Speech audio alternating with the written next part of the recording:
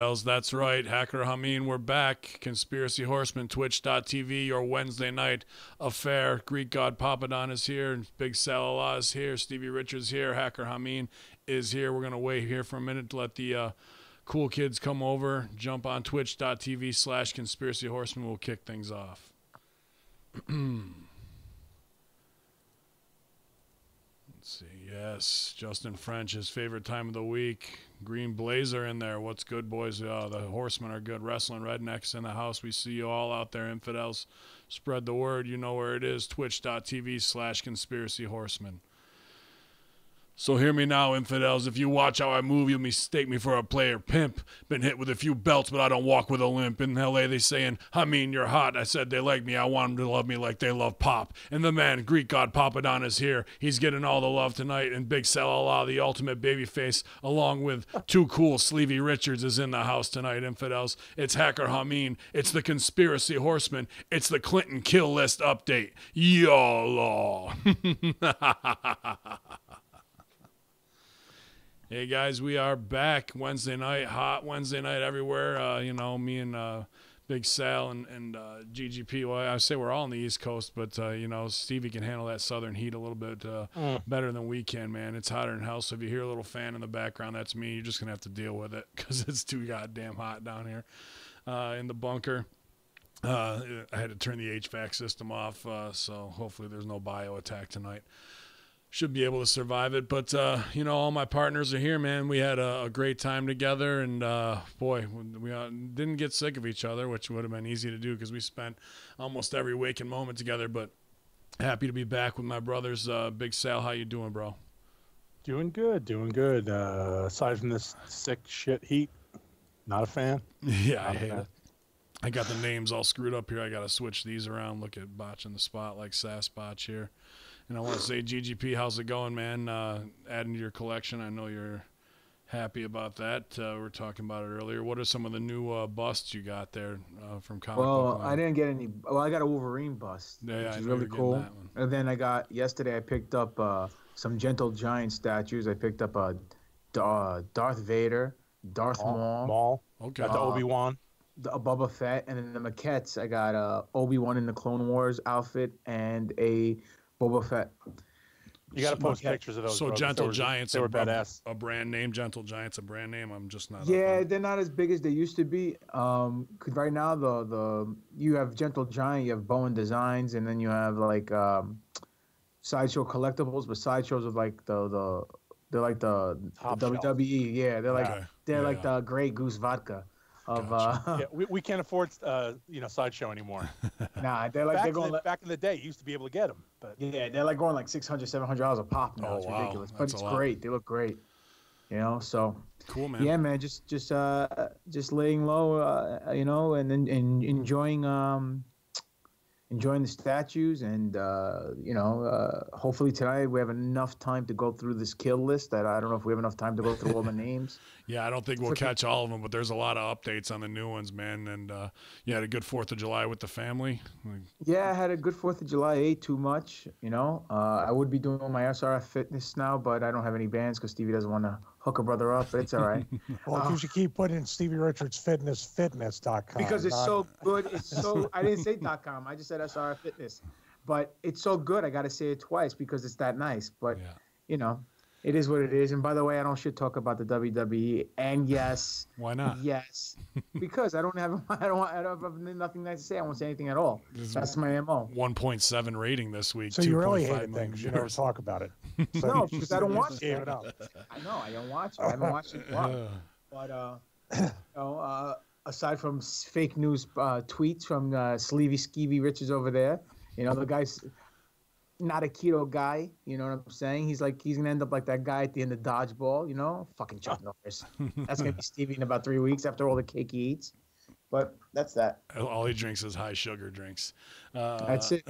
Monster energy drinks all day long. But he's got his new studio set up, and he put out a great new YouTube video showing podcasting, his new SM58s and all that. And even though we've had some tech difficulties in the past, he's ready to rock tonight in the BWO blue chair of power. What's up, Stevie? How's it going, man? Let's not jinx ourselves with Skype or anything. It's always listening. But actually, that was for Sal in the messages. And I'll give everybody a little peek into the messages, not visibly but audibly. When Sal's talking about how I'm such a terrible person because I don't like New Day, but yet I recorded a 21-minute video about podcasting to help him out with his future podcasting endeavors. Not that we're releasing you from the show or anything. You can do both at the same time. But yeah, I was like, this is for Sal. I'm going to get this stuff, but I know Sal wants to see these different setups. And I'm not trying to lay a guilt trip on you or anything, but is it working? I didn't know anything about it. It was a surprise. Oh, see, I didn't know. Surprise! Did you do what Papa and I did? Like 5 seconds after the 21-minute video goes up, you thumbs up it in the messages. I didn't thumb up. I thumb haven't up it at all. anything. I was very busy today. There was a lot going on at work, and I was unfortunately taken by the real world, and I couldn't get out. I couldn't get away to talk because I wanted to. There's a lot I wanted to discuss, but I couldn't. And that's why you'll notice I have no idea what went on today. And apparently I missed out big surprises. I missed out a lot of fun, and I feel like I'm left out. So I'll sit over here, and while the Conspiracy 3 Horsemen cast happens, I can hang on. Every now and then I'll throw something in. I'll be like, ha, ha, ha, and I'll make a joke, and I'll sit back a little bit. Taking it too personally. Actually, in all seriousness, I did the video because I was like, Sal's going to really appreciate the setup because he's looking to do some really cool stuff and bring content here to the hackerhotmean.poppy.com feed. But I'll say, like I said it again, I'm so pissed off because me and Ben spent all this money on microphones and equipment. Go back to your texting or tweeting girls about conspiracies. So No, actually, I'm talking to Uncle Paul right now. I'm telling him I'm not shit talking at all. okay, so I'll text him because I actually do really have his number. So I'll do a little follow up. But Sal's headset actually sounds better in all these expensive microphones. Yeah, it sucks. So we might have to switch to that. That is maddening. I think it's Sal's good aura that makes his technology work very well. Unlike Now, your crabby, grumpy Gus ass. I don't know if you guys have heard. Me and him were talking, and I couldn't get my mic to work for PS4. And nothing. I had the headphones. I got headphones. Actually, I actually got a new set. I bought a new set of red headphones. It's the same as this, but they're red. They wouldn't fucking work on the PS4. So no matter how much we wanted to play, I just couldn't talk. The whole thing sucked. I went to the dollar store and bought a pair of fucking bullshit at the counter dollar store headphones. And he goes, "Are you kidding? Where'd you get?" I said, "Yeah, they're dollar store headphones, and the things work amazing. They haven't failed yet. Knock on wood." Fuckers, it's amazing. It's crazy, man. I want to give somebody something real quick. Speaking of PS4, great segue, Sal.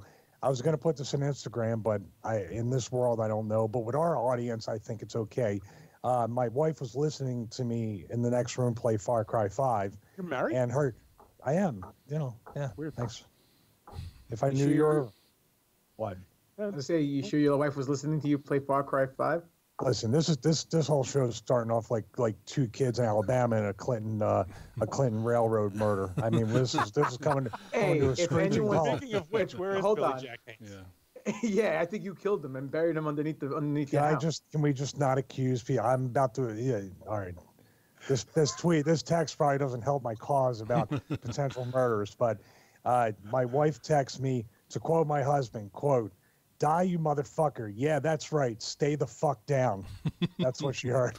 I sniped somebody, man, and it was one of those drug people in Far Cry, and they wouldn't stay down. So coincidentally, he said the same thing to the guy in the match that he power bombed. I was gonna say New Japan could use that advice on a cell. Just stay down, motherfucker. Cell. Exactly. I see the chat room loading up pretty well here, already at 38. Appreciate you guys joining us.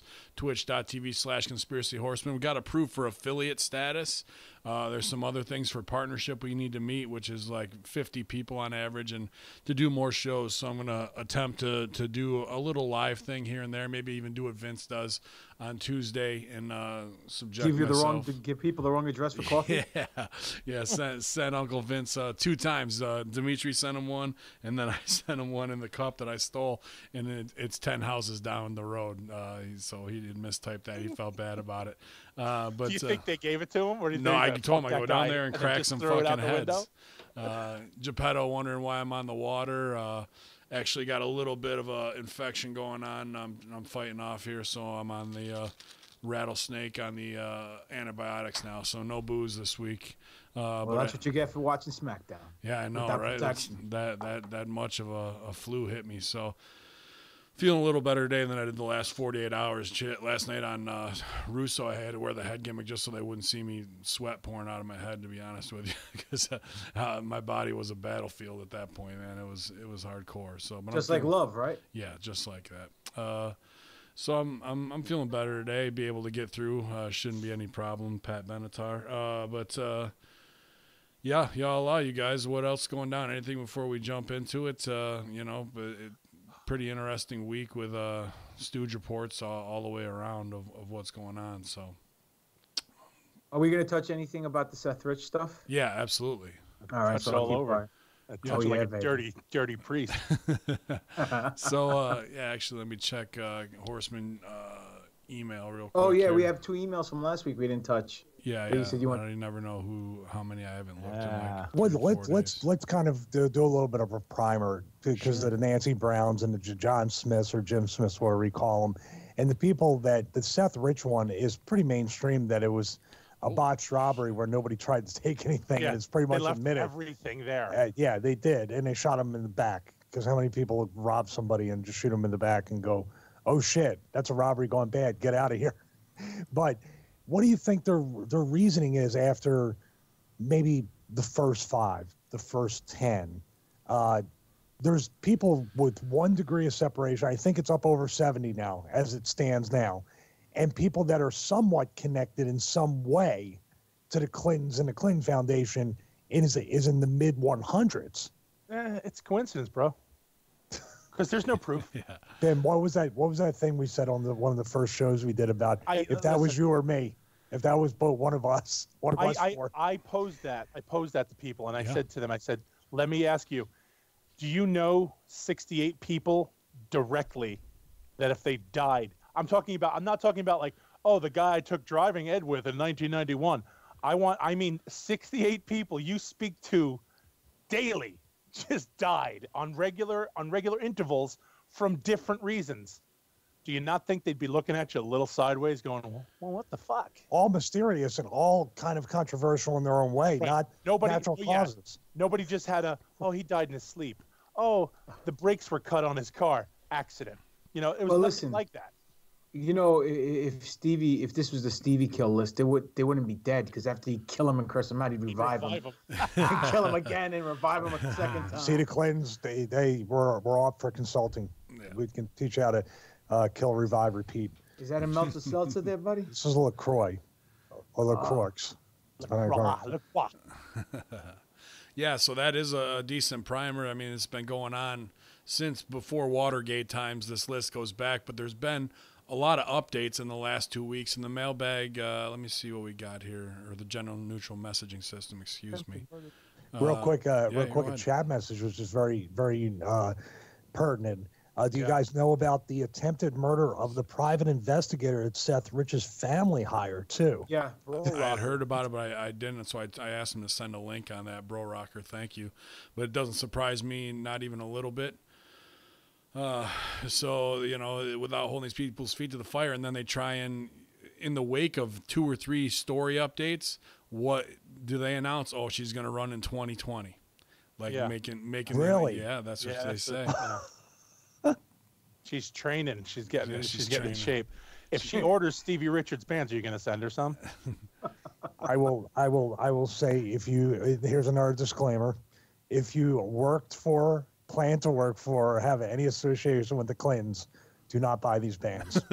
Because they might end up killing you one day. Yeah, No, you might please, end up hanging someone. Don't buy the red ones. Yeah, I don't want to see a crime scene photo with the SRF logo off the that would doorknob be or something. Amazing. That would be my next T-shirt. Yeah, that would be strong. The Red Scarf edition. Right. Just make them out of a red scarf.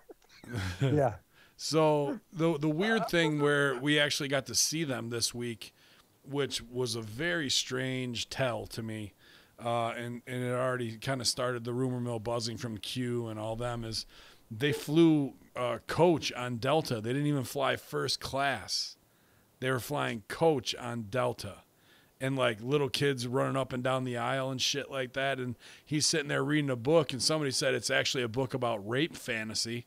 A 13-year-old girl getting raped. Yeah, the novel he was reading, and she's in by the window seat. Crimson Lake, and I think the name was. That's what it was, all right. And they're trying not to sell it at all, that they're in there like, these are the motherfucking Clintons. It wasn't a campaign of like, we're the people again. We can get along with everybody. So that led to the rumors that has Trump frozen their assets. No, I don't think so. Go ahead. No, go ahead, Pop.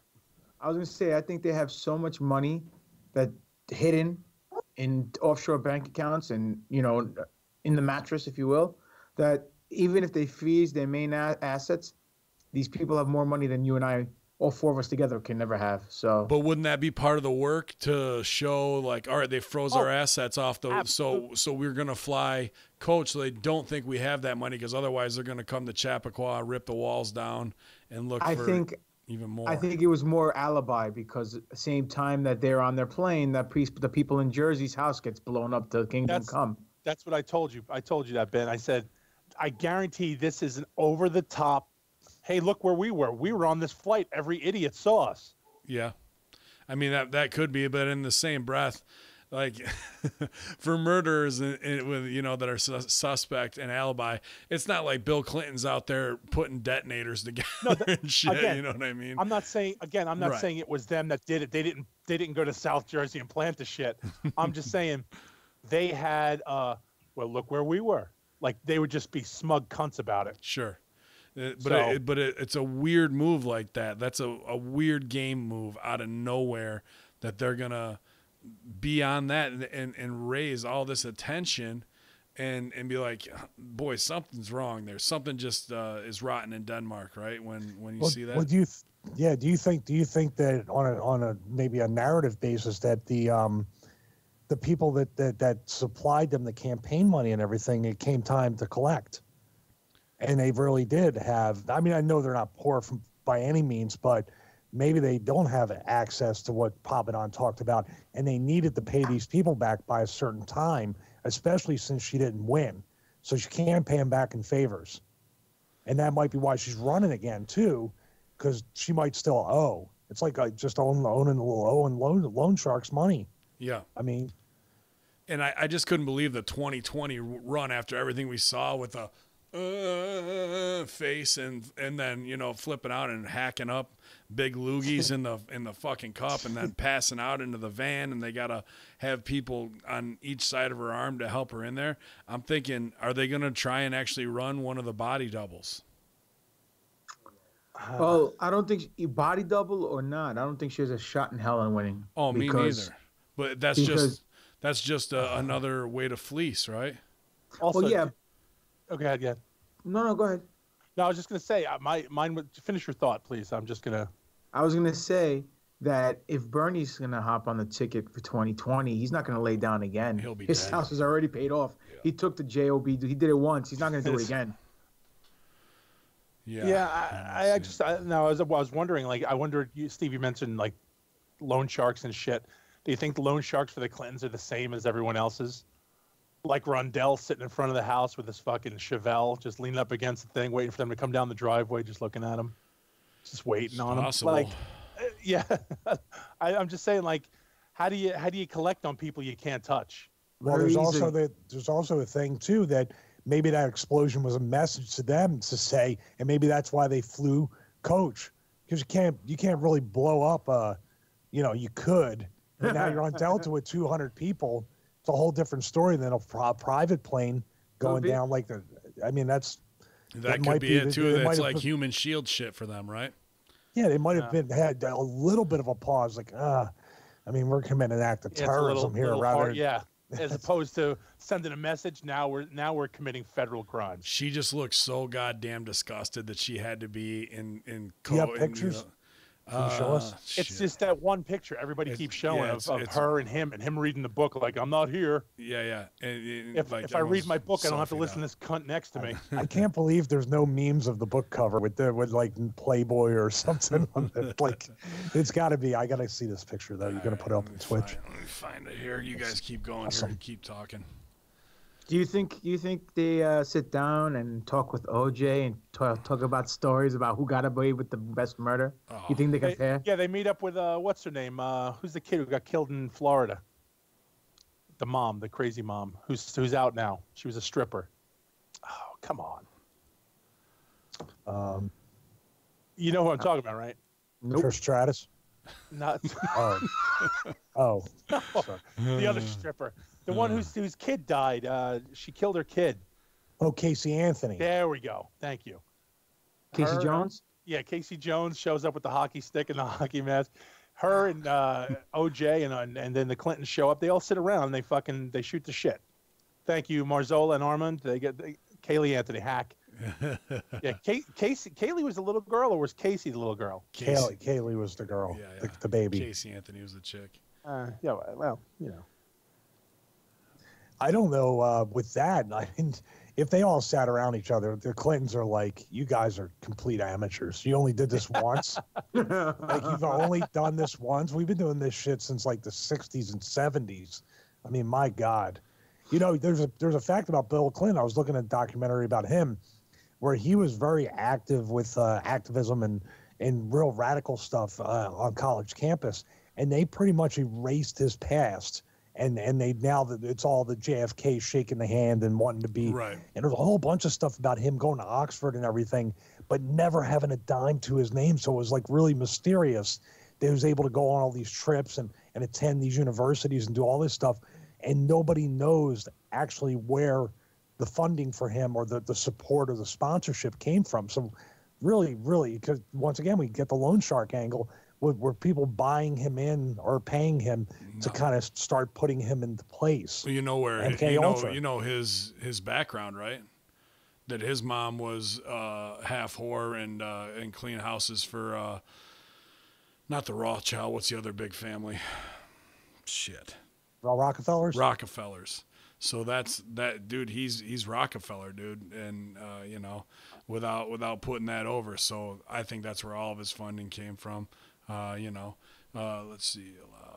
Dude Bud says, do you guys buy the part that he's got that bastard child black kid? Yeah, absolutely. Absolutely. I believe that. And because not only does that kid tell the story and his mom tell the story without, you know, we can smell a work a mile away. He's got the look, and they paid him off at Christmas for like 5-6 years. And, you know, the fact that why would you do that if that's not your kid? You didn't know, have Secret Service come to make sure they're taken care of. Pictures up there now. Dude, Stevie. I'm looking at it right now. By the way, she always looks like that. I don't think she's absolutely like anywhere at a higher level. There is video. There is video where she is like way. He actually looks like he's kind of enjoying himself. He's fine. It's almost like in his mind he's going 3, 2, 1, boom. Yeah. It's like look at his. If they got him looking at his watch, that would have been even better. Like just about now, gonna have an explosion. Like he's sitting there and he's reading the book, going, "Huh, this guy's a pussy." Yeah. By the way, that's not it. That's not Coach. That's like Economy Plus with extra leg room. I see the little leather. I was looking at it too. They're not sitting next to me and all the way in the back in 35D. No, that's not to say. No, they are, but I mean, still, that the fact for 2.5 decades they've never done that, and to do that this week while it's all going down about what we're about to talk about, pretty strange. And you guys could be right with the alibi. GGP, go ahead, bro. 2 things. One, how come there was no Secret Service with them? Which is weird. You don't know that. From what I saw when they were in the gate in the waiting area, dude, it didn't look like they had any suits with them from the selfie You don't know footage. that. I don't want to feed into bullshit. Okay, but you know, we would call it on anybody else. We don't know. Nobody else showed us pictures of if they have guys with them or not. Well, they absolutely do, but from what I saw, there wasn't anybody like, here's 2 handlers walking by them. You know, they're pulling their own luggage and shit, dude. So it was just weird. Okay, let me ask you a question though. Oh, go ahead, Pop. No, go on. Ask the question. I'm I'll ask saying, mine.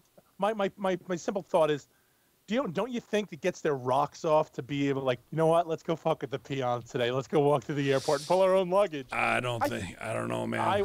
I would so do that shit. But again, that's because I'm on the other side of the fucking fence. Right. If you flew private for 20 years, then you had to go do that. You'd be like, this fucking sucks, I would have bro. blown the plane up myself. To be honest.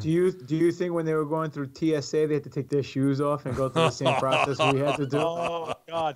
You think Bill fucking let the fat black lady sit there, just put his hands behind his head and say, "Go ahead, feel my feet." Yeah, do it. I've got a couple things in my pockets here. Now- you might want to check out. Check me out.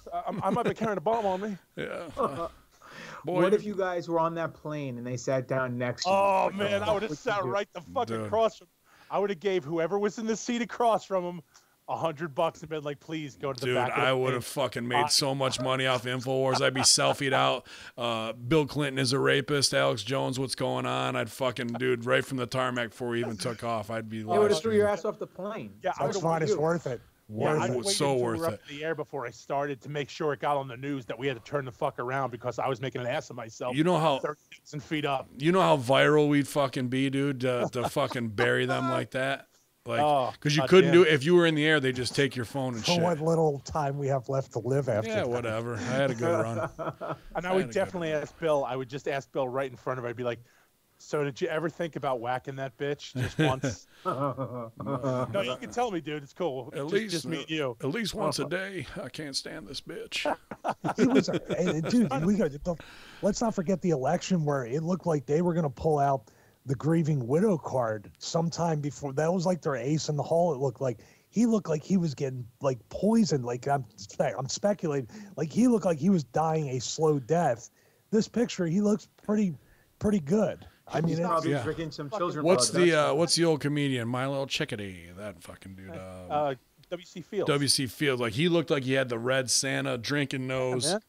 Like he'd been doing blow all night long. Yeah, he looked like shit. And here he actually looked like he kicked out. So he must have got a blood transfusion from an 11-year-old or some shit. Yeah. Because definitely not the same look we saw a year ago. Maybe he's hanging out with the spirit cooking chick, the I Abramovich. wouldn't doubt it. Yeah, She's- that fucking asshole. Just want to She's say props real quick. We got 43 people live in the chat room. Some new names in there. Twitch.tv/Conspiracy Horsemen. I think we're at 44 now. We were up to 49. That makes me real happy, guys. I appreciate you guys interacting. We are seeing what you guys got going on in there. So please keep it interactive. Keep it civil. You can always bust balls on GGP or whoever you want. But, regardless, we've You got had. that CDL license on you because you just fucking ran me over with your bus. right. You can do it with GGP or whoever. Yeah. Jesus Christ. Geez. Not naming names or anything. But we did have a douchebag or two in the last 2 weeks, and Just the one, man. that's been just the one. So And just don't be that actually the room fucking took guy care. who's trying to go in, go into business for themselves. Don't be that person. Be part of the Hamian Army, Horseman Posse, and ride out with us. We appreciate all you guys. So I just wanted to take a minute, put it over the chat room. If you're listening to this on Realm Brand or you're listening on Hacker Hameen Brand, and you're able to join us live and you're not 6:15 every Wednesday night, although that may be changing. We'll find out soon enough. More info coming soon on that. But y'all, I just want to say thanks to the chat room. You guys are kicking ass out there. 46. So moving on up to the east side. Just keep putting them over. Yeah. That says, has GGP ever lasted this long without a piss break? Yeah, he's done it before. He's got another 20 minutes. Anything else on the plane that stuck out to you guys or no? Yeah, there was something on the wing. Yeah. I wish. Did Bill Shatner see it? Because if Bill Shatner didn't see it, it didn't happen. That was probably the No, it was safest. John Lithgow. I thought. Oh, Yeah. right. The original was Bill Shatner. That was probably absolutely the safest flight from no mechanical failure, no crashes, Yeah. probably even no turbulence. They probably figured out a way to get rid of that. Yeah, with the Clintons on there, these people, man, we're going to examine it with this timeline and try to cover it. But my God, it is just like who the What air- fuck are these people? Yeah. You What know what I airline mean? was it? Delta. Oh shit, dude, Bud just asked the exact same time I did. Yeah. So it was Delta. So you think they're haggard stewardesses all took selfies with the Clintons? Absolutely. Oh, absolutely. You think he asked one of them to join the Mile High Club? I'm just gonna let's just back up a second here. Now I live in Atlanta. I fly out on Delta every week that I wrestle, and you just call them haggard Oh, stewardesses. dude, every stewardess from Delta and Southwest I've never seen one that looked under 75 years old that didn't look like a wadded up tissue from your fucking console where you put your cup. Wow. They are grizzly. With the way, and you put your cup of LaCroix on top of it. It's God, my God. That's actually Delta's new catchphrase. We've got the grisliest, the grisliest stewardesses in the biz, Briz. Oh shit. Y'all. Delta, if you ever want to sign up for an affiliate program with the Horsemen, you know We'd where like to to come. thank our new sponsor, Southwest Airlines. Appreciate y'all. But Speaking yeah, of sponsors, how's Go these cheers and bits and stuff work with the partnership? I was still under review for the tax stuff last I checked on there, so it should be hopefully going through here pretty quick because I submitted everything. So I think as soon as they do that, you guys should be able to cheer or bit or whatever the fuck we need to do. So you and 3D or what's that? you and 3D will both be under fucking review soon. Yeah. Oh, Wow. man. Stiff. Shout out to Triple D. Yeah, And what know up, Nico. man? He's Yeah, not in the room. That's why, fucker. If He'll he was be here, he around. could say something. He was lifting earlier today. He says he was doing fucking bench with 90-pound dumbbells. I was like, holy shit. No, he wasn't. That's what he No, put he out. wasn't. That's what he put out there. He's going hard at the gym, man. He's going real Put hard. it this way: if he's setting out, maybe he did one, but if he's setting out, he's doing sets. You know what I'm saying? With 90-pound dumbbells, then Chris Envy actually books a good wrestling show. Oh, Come on. shit. That's on. You're the champ over there. No, we are the champ. Oh, yeah. Me too. Hashtag me too. Y'all. So the one thing that I saw that kind of stuck out to me, and I don't know if you guys had time because I just did it at like 3 o'clock. I had sent it in there where it was supposed to be the Holiday Inn Stooge Report witness for the Seth Rich murders.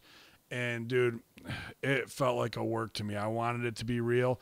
I thought they were going to have somebody there. They have this dude call in who's actually supposedly on the intelligence side of things, working for some letter agency. And he stooges off that it was ATF and CIA that clipped Seth Rich. And he had heard it through conversations firsthand of the people of how it went down, who actually did it. And there was a lot of legit reporters there from everywhere from Yahoo News to Daily Beast to, there was just a bunch. And they were asking simple questions to a reporter to try and get this guy's credibility. And it just fucking didn't feel right to me. I wanted this to be like, all right, we're bringing this guy in to give the stooge. And he laid it out there in the video. He pretty much says that, what he had heard was, these guys made Seth Rich on the street and pulled up, flashed a badge on him, had him get down on his knees and hands behind his back while they patted him down, found the USB gimmick that they took off him, and says they were making jokes about, oh, you're a fag, this is how you're going to die on your knees like this, like that, So it seemed like a planned hit from what he was describing already. Like they knew what was going on. Shot him in the side. And then just when he rolled over, capped him in the chest again. So, Didn't he get shot in the back? I thought he got shot in the back. Like backside, you know what I mean, from behind, like the first guy. So when roll over, but I don't know, man. I wanted it to feel more real in what they did, but it just, even with the simplest questions. He tried to put things on Russia, like information that he knew that an intelligence person would know of, like how they try to do the Russiagate thing and they could look into this kind of stuff. It just didn't, have the hard hitting evidence that I wanted to say. Not to say that he's not bullshitting, but it just wasn't 100% for me. I'm not sure if anybody else watched that or not. Well, from what I understand, I didn't get a chance to watch it, but I saw like I guess you can say a highlight retrospect on what happened with the whole scenario. But from what I understand, the guy tried to put the heat on the ATF, the alcohol, tobacco, and firearm people. Yep. What was this guy smuggling cigarettes from Virginia to New York or something? I mean, really, dude? The ATF? Pulled the Rick McGraw. Yeah, what's next you're going to say? Oh, it was the park rangers, or it was the freaking Coast Guard, you know? I mean, come on. Then originally it was that MS-13 was the hitters from Debbie Wasserman Schultz, and then he says, no, it wasn't them. He tried to play it off like the guy who did the hit was an expert about MS-13, and it was just ridiculous. But the one thing that doesn't make any sense is the fact that this guy dies, unfortunately. Supposedly, he's the guy who leaked all the emails to WikiLeaks that exposed Pedalgate, Pizzagate, and everything else underneath the sun, the rigging of the DNC primary, and what's his name doing the job, Bernie Sanders doing the job and laying down for Hillary. Right. But the thing that doesn't make any sense is this guy dies and there's no autopsy. They won't let the autopsy be revealed. There's no death certificate issued for this guy. It's 2 years later on the anniversary. They're actually doing this gimmick to try to pass the heat and let it simmer down. I mean, it spells and it smells like a work, like complete fabricated work. All I need to hear is Satan's voice going, "Hey, guy, look over here," to the side. You know what I mean? Like in South Park. It's ridiculous. Good points, man. Of it just doesn't add up, line up, and even the fact that it was supposed to be a robbery, and he still got his wallet on him with and his necklace. They even tried to bury him. The reporters. I felt like there was a little bit of Mockingbird in there because oh, you know that Seth Rich was a heavy drinker, right? And that he used to bar hop. And the guy's like, I don't really know about that. And he goes, well, they were supposedly following him for 2 weeks to get his pattern down.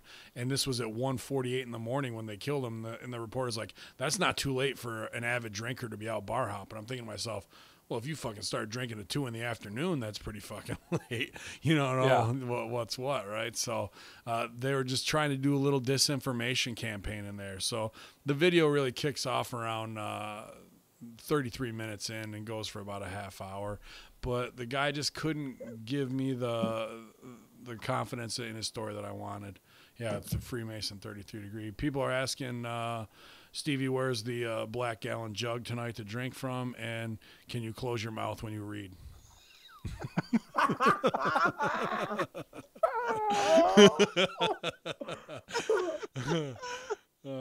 Fair enough. Oh, shit. Wow. Hey, how's your hammer? Hammer's good. Hanging like a bugle. Want to blow Yes. it? What is that about? My wife always gets on me because when I watch something I'm really into, like The Dark Knight or something, my mouth is like wide open, like I'm a little kid watching TV. So yeah, it was dude. That night of the Capitol, that was a different Stevie Richards than I'd seen ever before, dude. You were like a little. Well, he was like a little kid, man. He was super excited and like, holy shit, dude! Like he was way into it. It was pretty cool. Until the shit hit the fan, then he turned into Shaggy. Hey, Shaggy got booked on every episode. That's fucking fun. When did this happen? I want to know about this. The alternate reality you're talking about. When did I become Shaggy from Scooby Doo? He didn't. He's just busting balls. He just wants people to bust Calm on down, him. Casanova. I'm just busting your chops. That's okay. I mean, I really appreciate you. I really appreciate you doing a press conference with the ghost and asking them if they were good or bad spirits. And then they gave us a sign, and you go, "Give us a sign." I go, "You just fucking heard a footstep." I didn't hear it. We all heard it, dude. I didn't hear it. Maybe I'm hard of hearing. What do you want me to tell you? Ask my wife. wife. Laughed. What? Ben, am I wrong? Did he not react to you when he heard it? No, he's slow. This was actually New York from school system. Guys. I thought this might be from Stevie's Take Stevie's site that I'm getting this from because that's where I saw the video. It's actually from BigLeaguePolitics.com. That's a Steve Richards That's site. what I'm saying. And it says Democratic National Committee cut slain staffer Seth Rich's paycheck nearly in half 5 days after his murder in 2016. I don't understand why you would cut a guy's paycheck in half after he's already dead. Rich has long been identified by insiders as the source of the WikiLeaks, as we said earlier, internal DNC emails, which dropped after his murder in Washington, D.C., right before the Democratic National Convention. And Kim.com put that over. Rich posthumously received $997. What was that? Posthumously. Posthumously. Posthumously, thank you. $997.15 on July 15th, 5 days after his murder. Rich typically earned $1,720 on his paycheck twice a month.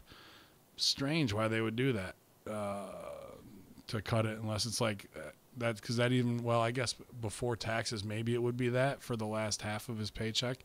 Just trying to follow the money, you know what I mean? What they always put out there.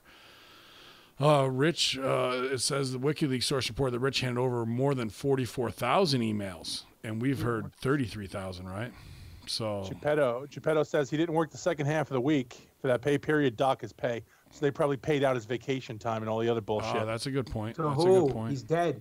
Who they paying? His family, I don't know, whatever fucking, I don't know, he pays off a homeless guy to wash his car. I don't know. Whoever it is, but he brings up a good point that maybe it was the vacation time. They just paid that out. Sure. It goes out to whoever gets it. So maybe Geppetto is he's HR for the company.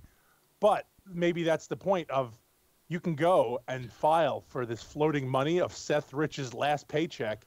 You can collect that. And there's probably a website that will charge you $29.95 to do so. Good. Maybe we can buy some pancakes with it. That'd be good. From going Don't off be of sour, Bro Rocker's like link, Stevie. about just before we switch off Seth Rich, former Marine charged in shooting hit and run of controversial Seth Rich investigator, a former Marine who claims to have worked as a special agent with the Department of Energy. That's interesting. Has been charged with shooting and running over Republican lobbyist Jack Berkman, who conducted a controversial investigation of former DNC staffer Seth Rich's murder. Kevin Doherty, 46, was charged Monday with the use of a firearm in the commission of a felony and 2 counts of malicious wounding, according to a press release from Arlington VA County Police Department. The Washington Post provided more details about the attack, which was the second to befall Berkman over the past several months. An unidentified assailant attacked Berkman with pepper spray at his home in January. Berkman was shot and run over March 13th at Roslyn Marriott Hotel's parking garage. Berkman was there to retrieve what he thought were documents from an FBI whistleblower. Doherty worked for Berkman on the Rich investigation until July 2017. Rich, a data analyst, talks about what he stooged off. So let's see here. I just wanted to see if there's anything else germane to the conversation. Just kind of goes, you like that one, Jermaine? Yeah, that's a good one, huh? Said the driver looked back and tried to hit him again, and he said it looked like he was coming to kill me. Which I imagine if he shot you and hit you with the car, it's pretty much a lock at that point. It's a little GTA. Yeah, got revived and wanted to hit him again. This kind of stuff is like, it reminds me of Scientology, and when I was watching that Going Clear documentary, where they're harassing, and I'm sure they've killed a few people that have exposed the business, but this is much like a religious type cult atmosphere with these people that work for these Clintons and the people around them. It's really strange. It is, man. Think about it. So faith is putting your belief into something that you figure controls your life. And these fucking scumbags control your life. They decide whether you live or die or you make it to the next paycheck. And you think you're going to get the big push if you can help get them over, oh, you were there, and you don't see the amount of bodies they stacked up in the ditch over there, but you help dig the fucking pit for them. Right. It's definitely mafia tactics. It'll never be me. It'll never be me. Yep. Well, what about the body that was found in Huma Abedin's house recently as well too? Yeah, that's another. Absolutely, I got that one up here. So, seriously, yeah. You guys didn't hear about that? You guys want to switch on to that or no? Yeah, go ahead. Okay. Since we're talking about current deaths. Yeah. It's like Connect 4. So already we've talked about this strange, fishy behavior, and then even the Seth Rich stuff getting stooged off, and the guy investigating. Like, if you're just investigating and they're putting hits on you, man, I mean, that's just it's so Think far about that. out there. Yeah. They threw you an envelope, a couple $100 because you're a private investigator. You don't give a fuck. So you're like, yeah, I'll do it. I'll take the job. It'll be great. Yeah. Then you're in this Murder She Wrote plot. Right. You're just well, like, he what? was. I think that's the main thing of that story that it sticks out to me is like he was there to meet with another whistleblower. So to me, that's all set up, right? Yeah. That's a whole covert op. We're gonna get to this guy, get him someplace secluded, no cameras and this shit. So this is definitely a bigger black op hit as far as this goes. Not just some crazy fucking Hildo supporter and out of nowhere. Actually, the day before Seth Rich got murdered on the 11th, Joe Montano from the got murdered as well, and he had some kind of evidence on Hillary Clinton and the Clintons as well. The 49ers quarterback? No, not John Montano. I knew you were going to say that, dude. I know. So I was watching a video earlier. They mentioned it. So it was like 2 deaths back to back. It was like a doubleheader. They tried to put a hit on Jerry Rice, but he's just too goddamn fast. So wait, so Aldo Montoya was killed when? The 10th. Put it on him. All right. Right? Nothing. From neonmetal.com. Woman found dead in home of Hillary Clinton's aide. Body discovered in the garbage chute of a home belonging to Anthony Weiner and Huma Abedin. The death of a woman in her 40s has been found in the home of Hillary Clinton's top aide, Huma Abedin. The unidentified female was discovered inside a trash compactor of the New York home belonging to Clinton's sidekick Abedin and her husband, disgraced former congressman and convicted pedophile, Anthony Weiner, a.k.a. Carlos Danger. I just added the AKA. They should have just shut down all the trash compactors on the detention level. That would have never happened. That would have done it. Police say they are waiting for medical examiner's report to determine the death of the woman believed in her late 40s. Police were called to Weiner and Abedin's building at 1 Irving Place in Union Square, Manhattan, just before 5 p.m. on Tuesday evening. Now, this is this week, you guys. The woman's dead body was found by a building maintenance worker and police, confirming they will withhold her identity until they are able to notify the victim's family. Speaking to NBC News, neighbors in the upmarket area say they believe the woman's death is now connected to Anthony Weiner. I don't know. All those Weiner-connected deaths. I know. Well, I'm surprised because she's 40 and he usually doesn't like them past 16. So, Isn't he in jail? Yeah, he is. A spokesman for NYPD told Daily Mail the woman's cause of death will be announced by the medical examiner, so he should be dying soon too. Yeah. Police do not yet know how she ended up in the trash compactor, but She tripped and fell. Yeah, but NBC reports her purse was found nearby. Security footage also shows the woman walking into the apartment building shortly before she was found inside the machine, PIX11 reported. Weiner and Abedin have owned the apartment at the address for 16 years, which was listed for rent at, any guesses for how much the rent was a month? $666. Nice try, but $11,900 a month for rent.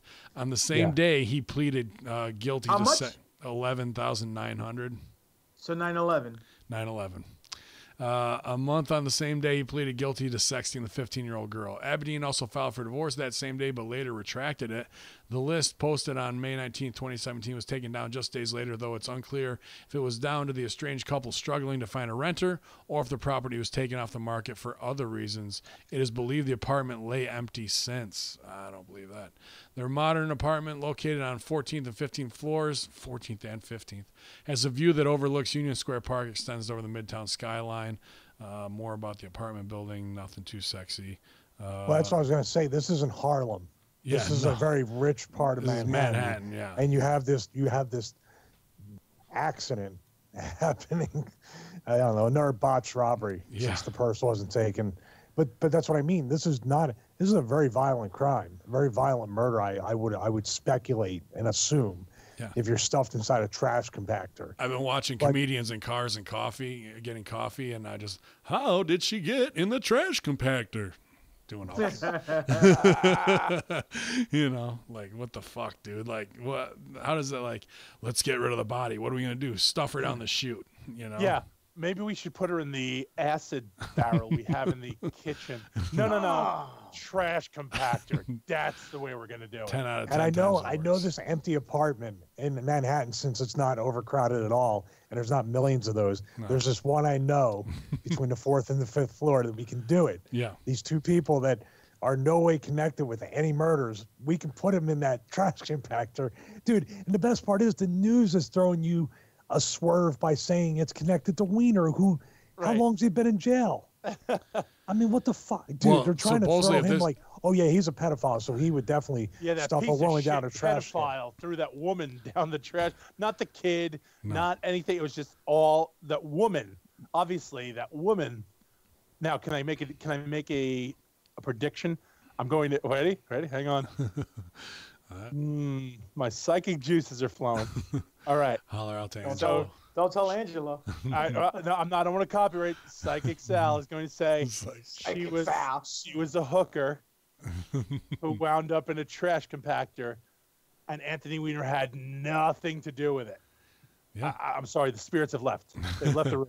But did Huma have it? Because we're Well, that's not important. But She's Anthony into Weiner she's had into nothing. old ladies. yeah, she's into older ladies, where he's into young fur. So it very well could be, man. What's young for? Young fur will get you 20 to life, possibly. It's so strange. But what's not in there is how long was the body in there? Is it recently she was killed this week and in there? What that's obviously what's cause of death? Are they gonna fucking bullshit that? Because it has to be murder. No dumbass just falls down the trash How much? compactor. Want to say drug overdose? Who Yeah. wants to say it? Who's gonna call it? Oh yeah. I'd say drug overdose. I No, say I'm saying OD. suicide. She repeatedly stuffed herself inside a trash compactor. Repeatedly. And she's married to the guy that put 7 staples in the back of his head with a staple gun and committed suicide. They're all connected. Dude, that's about it. Sounds ridiculous, but that's exactly what's going on in a way. Yeah. The way these are all connected. It's just It's all going to be the same shit. And they're again, like you said, this is just something to point out. Literally nothing. They had to get in. Yeah. Convicted pedophile. There's just so many things that are still variables Convicted that pedophile who's been in jail, who has nothing to do with the fucking apartment, and we're not going to find out any further info unless Stevie emails them. yes, for some free.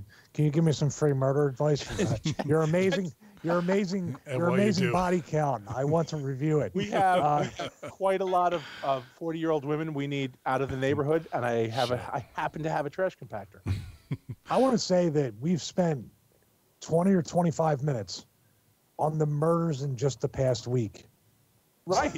Yeah, that Like, just we're not even digging on anything. in gotta- the variables dig of her why. Yeah, we gotta dig her deeper. We got a deep digger. Deeping digger. Deep digger. It's just insane of like, well, who do we pin it on now? Because if it wasn't a suicide and she was popping the molly with Huma and OD'd, I could see Huma dragging some lady and trying to huck her. Like that sounds like a stupid way to get rid of a body that a clueless woman would do. That Yeah, is but a she's been missing shitty. too. You don't. Huma. What's that? She's been out of the spotlight for a while now, the Huma Abedin. Yeah, well, not anymore. Not when bodies start showing up in your trash compactor. That's a fucking bad way to stay out of the news. You probably want to be known for some philanthropy, not sociopathic Yeah, like, murder. That is a shitty HBO drama series way to get rid of somebody if you're abroad. Right. Somebody might be like, I can't believe how sexist they are about Huma Abedin's murder body. Ready? Here we go. Ready for the Yeah. tie-in, guys? You know who would do that? A shitty fucking haggard Delta stewardess. Boom. It brings it all back. Who has to take an early morning flight out of What LaGuardia? Who has to get out of LaGuardia real quick?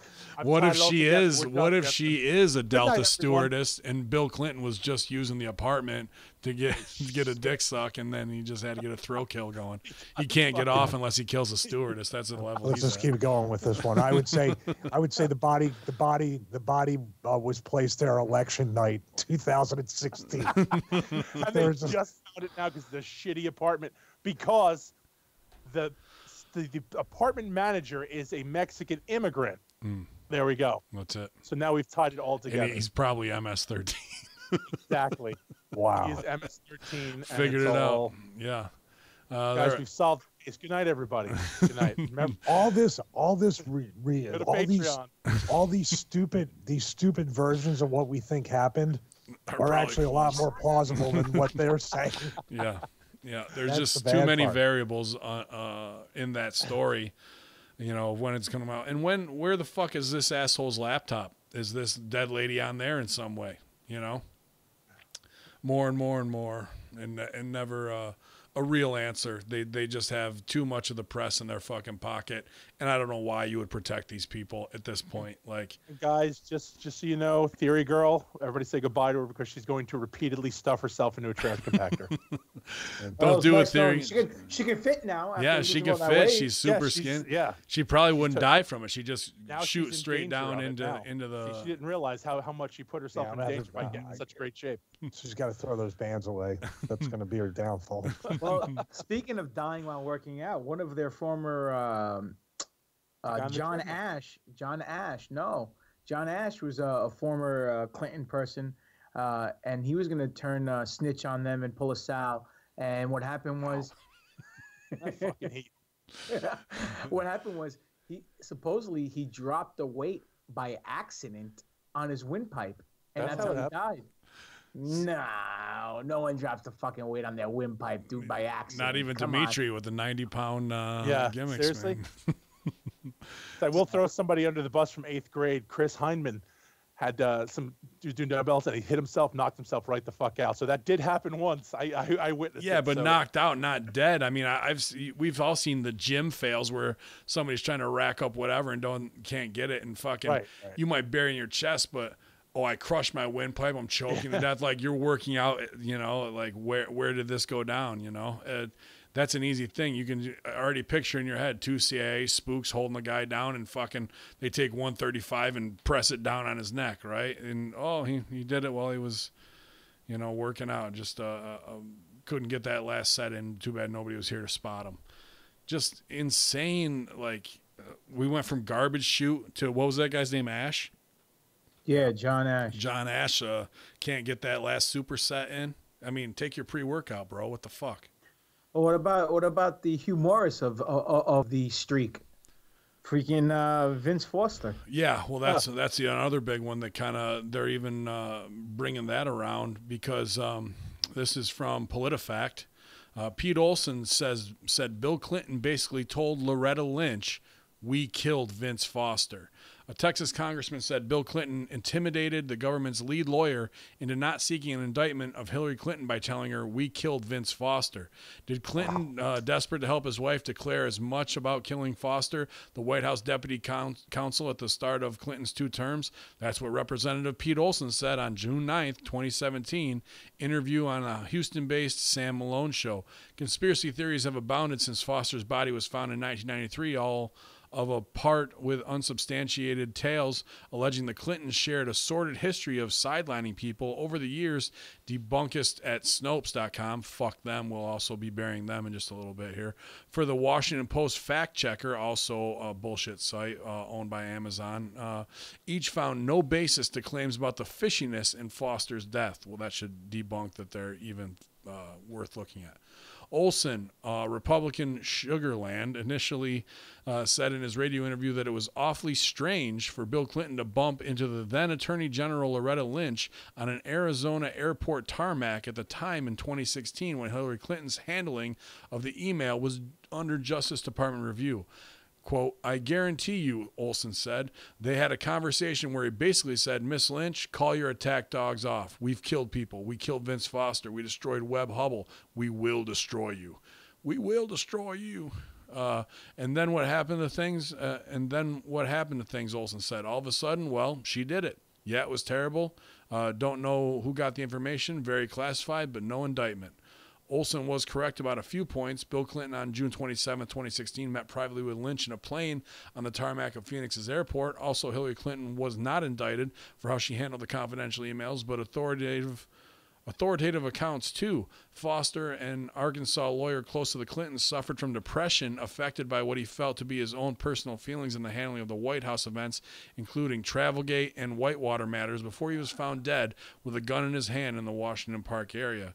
but we identified no evidence for Olson's claim that Bill Clinton told Lynch the Clintons killed Foster. Lynch instead, at the time that the airplane conversation centered on topics such as Clinton's grandchildren, yeah, sure, on search of the Nexus News database, turned up You got a well? Yep.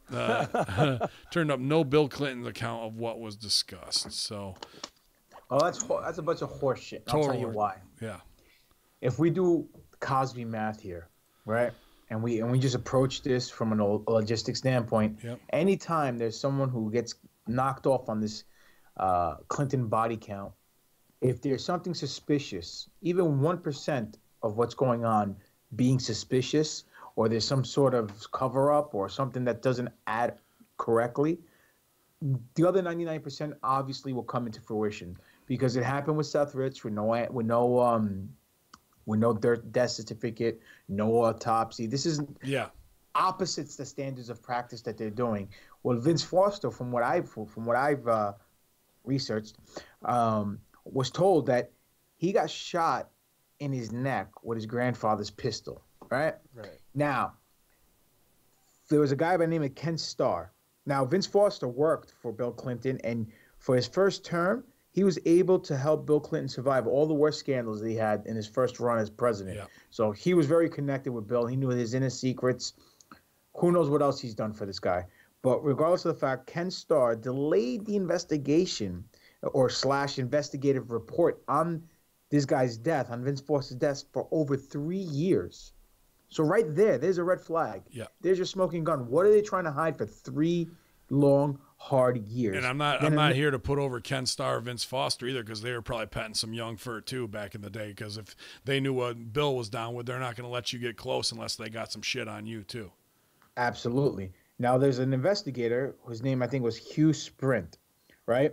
And what he did, he approached the Vince Foster case through forensic evidence and found carpet fibers on his suit or on his clothing that he was wearing when he died. So if he died in the park, how did he have carpet fibers on his clothing? So they're saying that someone made him lie down when they shot him, on the carpet or whatever the case may be. And what happened was, the way he was shot, his glasses flew off meters away from where he was at, right? So if it was just a regular shot, his glasses wouldn't have fall off, you know what I mean? Unless he got shot, fell to the ground, and the glasses went flying off. And what happened was they dragged the body to the park, and then they put the gun in his hand. And the way he was holding his gun, and his thumb was positioned on the gun, it looks like it was planted. There was no way he was able to shoot himself the way the gun was angled in his hand. I mean, if your glasses are going to come off from shooting, then you're obviously going to drop the gun as well. No powder burns on his hand either when tested. Right. No gunshot residue, nothing. And that's impossible if you're shooting a pistol, especially at close range. You're going to kill yourself. You're going to shoot yourself in the neck. Like, let me risk it. Doof. Oh, that sucked. That was the wrong move. And supposedly there was witnesses that people saw them moving the body, out of that too. The carpet fibers, none of the logistics, the simple, everything we see in the first 48 crime lab drama that we have now adds up. I mean, it was 93, but so was OJ. So was the Wu-Tang album. That was for sure. For well, 36 you know what? chambers. Not for nothing though. If these people were really smart as far as taking care of loose lips so they don't sink any ships, they should just freeze everyone in carbonite and just put them in the basement somewhere, and that's it. Well, I'd put them back down in the garbage disposal. That's the smartest place to get rid of people. That's what I do. Oh, man. Yeah, so, I mean, again, this is a new update in the week of everything that's been going down, just insane that even these old ghosts are coming back to haunt them left and right. So here's the thing. Go ahead. Are they coming back to haunt them? Because nobody's going to do shit. We revived them. Oh, I agree. Well, right? Like, yeah. All this is coming out. You could, aside from anything short of her or him, anybody coming out saying, I took the gun and I did it and I shot this motherfucker.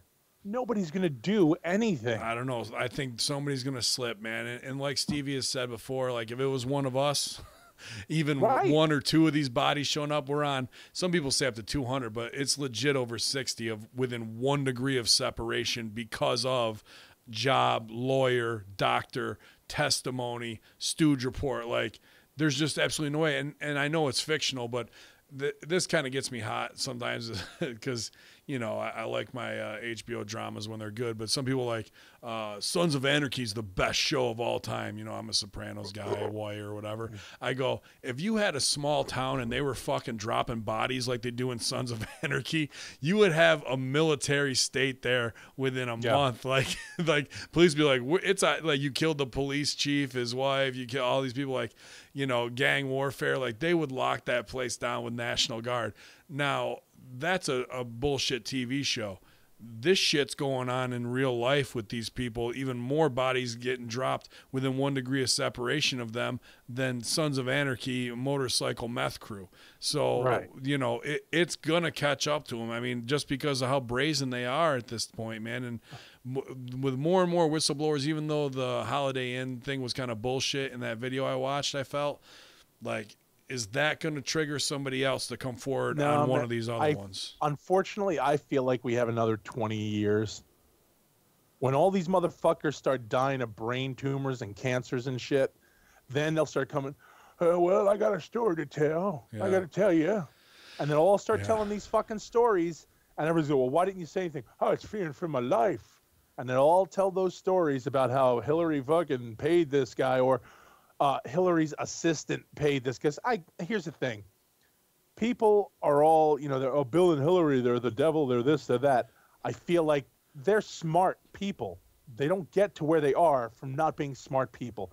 They do not have a connection to any of it aside from condition of, you know, business dealings or personal dealings. How did they get the black ops hitters who must be ex-CIA, ex-military, you know, some type of ex-FBI, to be so goddamn, it had to be during his, you know, tenure as president, to do all of these hits for them, to have it, is it really that much kickback from what they stole from Haiti? Do they have that much power to pay people off and keep people silent that way? Yeah, man. Like, this stems all the way back to the time when he was governor of Arkansas, bro. Yeah, there's a lot of shady shit going on, bro, back. And it could be Rockefeller money. Allow me to say this. I don't want. They're a friend of mine, so I don't want to fucking say their name out loud on this. But Stevie, they have Stevie Richards. They have a Chris Henry. They have a cult of people who they live right now. They live by them. I'm not. Man, we are on the same page, Sal. I was going to say cult of personality. Yeah. They have a house in that neighborhood, in that state, in that fucking city, that they can do no wrong. You can drag a fucking body out from the house and be like, fuck this guy. Yeah. He tried fucking with me and I killed him. And they'd be like, all right, good some El Chapo shit in the Sinaloa cartel. Right? Exactly. They will never, no matter what you show them, it's bullshit. Or Trump faked it. That's the other one. That's the other big one. Yeah. Trump faked it, and it's not real. People are just trying to get them to make them look bad. This shit was going on way before Trump even hit it. It doesn't matter. Trump was one of their best friends back when this was going on. Oh, he still is. Back in the day with when Epstein and Trump and all these people that we're talking about. Oh, Trump raped a 13-year-old, maybe, and Epstein has as long as his arm, he's a pedophile record. Sure. Yeah. But he was also hanging out with the Clintons. Like, they were all fucking asshole buddies, man. So let's put it like this, Sal. He ditched their Secret Service that's getting paid from our tax dollars numerous amount of times. 13 times on record. Right. On record, right? That's only on record, right? To go to Orgy Island with Epstein. Now, what happens? They destroy Orgy Island. They burn it down to distribute. Right? Their house up in upstate New York, where they had the files in the computer room, had a fire. Oh, how coincidental! Every time someone gets close enough to where they're gonna drop dime on them, to where they can send them up the river, they end up dead. I mean, come on! It's not rocket science here. It's not fucking brain surgery.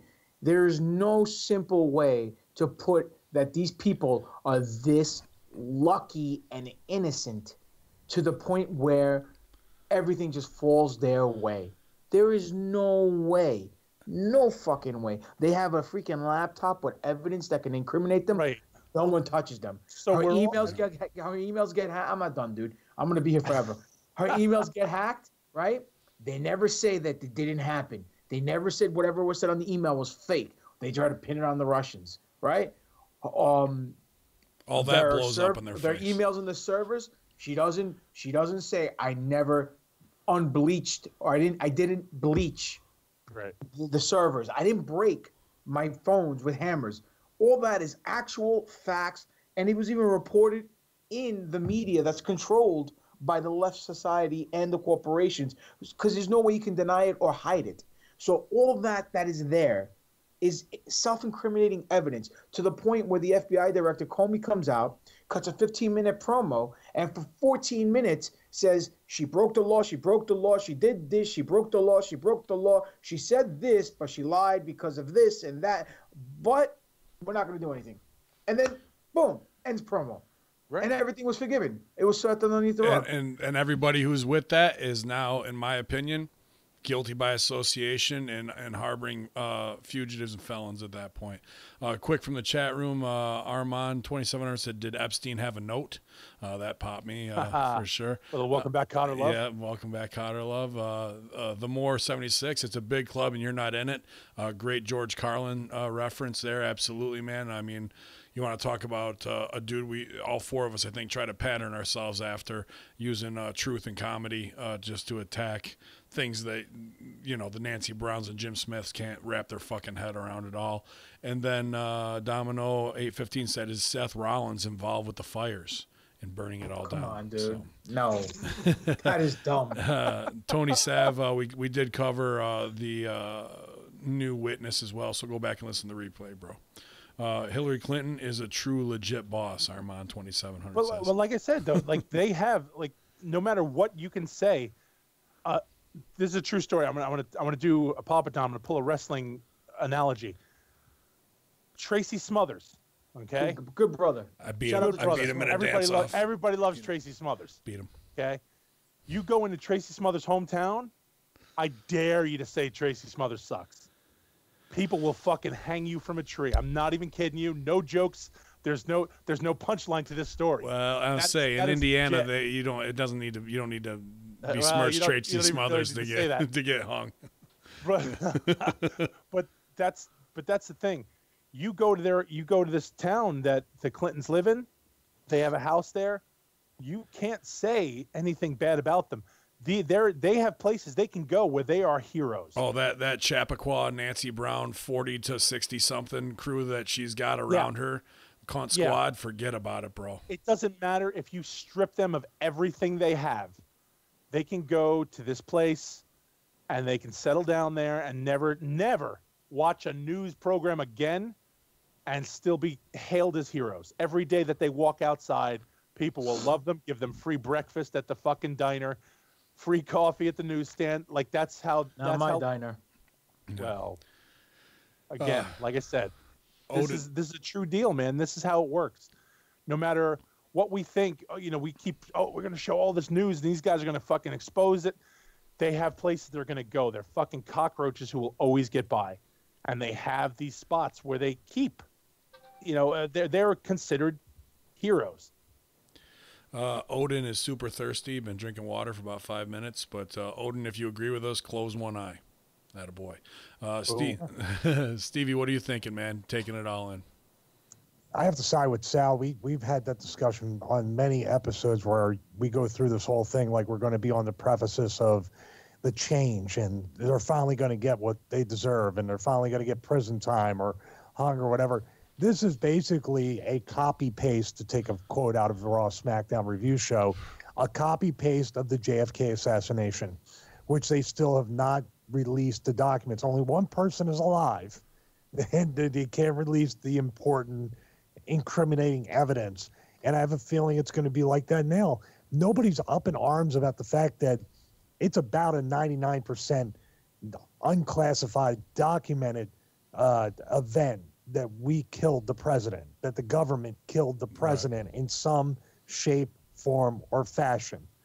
And this stuff, too, 50 years from now, when everything supposedly gets declassified about all these Clinton body counts and the Clinton Foundation, Haiti, all this different stuff, people are going to go, oh, cool, okay, next thing. Because as you see, as the scandals get bigger and bigger and the body counts get bigger and bigger, even bigger than the one from JFK already and counting, what's the next one? You know, I mean, it's just the country's going to implode, or it literally could be the fall of the Roman Empire type stuff that would have to happen to make everybody reset and be on an even playing field. Nothing short of that. And how about Trumpy Trump talking about possibly burying Bush 9/11. family and 9/11, releasing that shit, Yeah. you know, even as He ain't gonna do it. covert threat. Yeah, oh, it'll be, if they do, it'll be as redacted as JFK files, but still, I love to see Cheney and fucking Bush, you know, sweating it, you know what I mean? Like in Rumsfeld and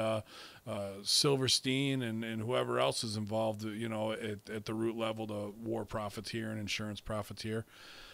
Just the fact that those things are being said by the president of fuck with me, I will take you down. Like, that's something I got to put over. You know what I mean? I agree with you because it's one hell of a promo, but in retrospect, it really goes to show you how big of a work the presidency really is. Sure. Because if he has evidence that can incriminate any of these individuals or tie him to what happened in 9/11 or JFK, or if he has incriminating evidence that could put HRC and her husband and the rest of the, DNC criminals or RNC criminals, whatever, behind bars. Bottom line is he hasn't done a damn thing. He even said when he was running for president, "You'd be in jail. I'm going to get a special investigator and throw you in jail."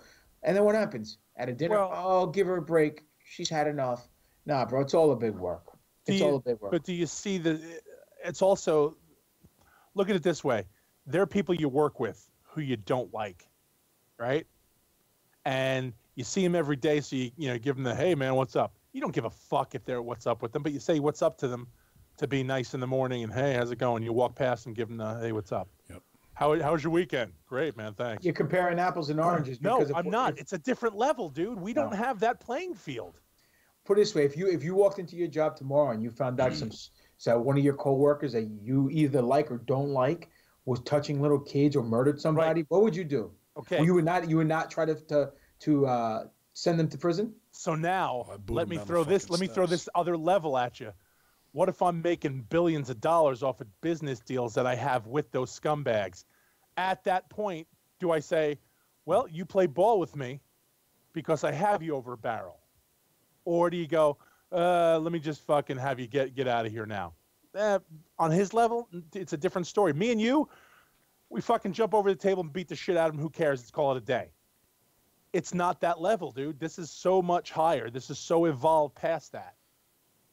This is business, and this is, tons of other shit involved that we don't have privy to. We don't have that playing field. Ooh, we're gonna pop it on a situation here. Master It Shoot is the Theater. early Well, 1990s. excuse me, hold on.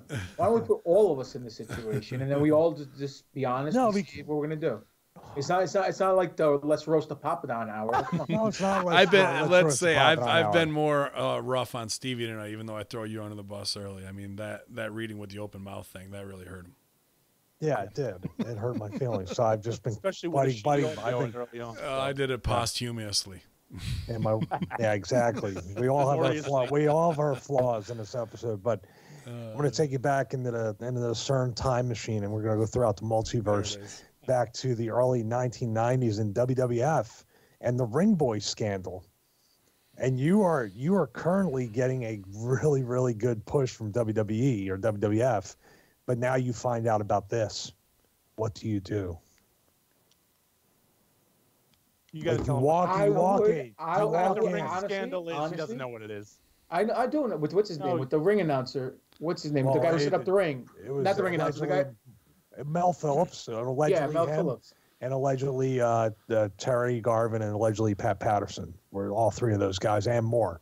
Right. So, If I was working there at the time, and I saw what went down, and I knew without a shadow of a doubt that it was true, I would not look the other way. I would try to freaking have them thrown in the jail cell because they're harming innocent children. That's that. I absolutely believe you, but the consequence would be back then you'd be blacklisted. Who gives a fuck?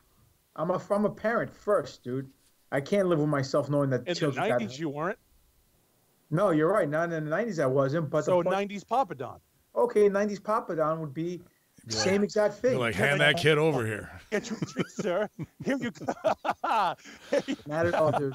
Not Here you at go, all. Mr. Patterson. No. Oh, But Papa yeah. Don does have a good point in that. I mean, even to say we're talking 90s, but dude, in 25 years' time, look at the difference in the mentality and shift in culture.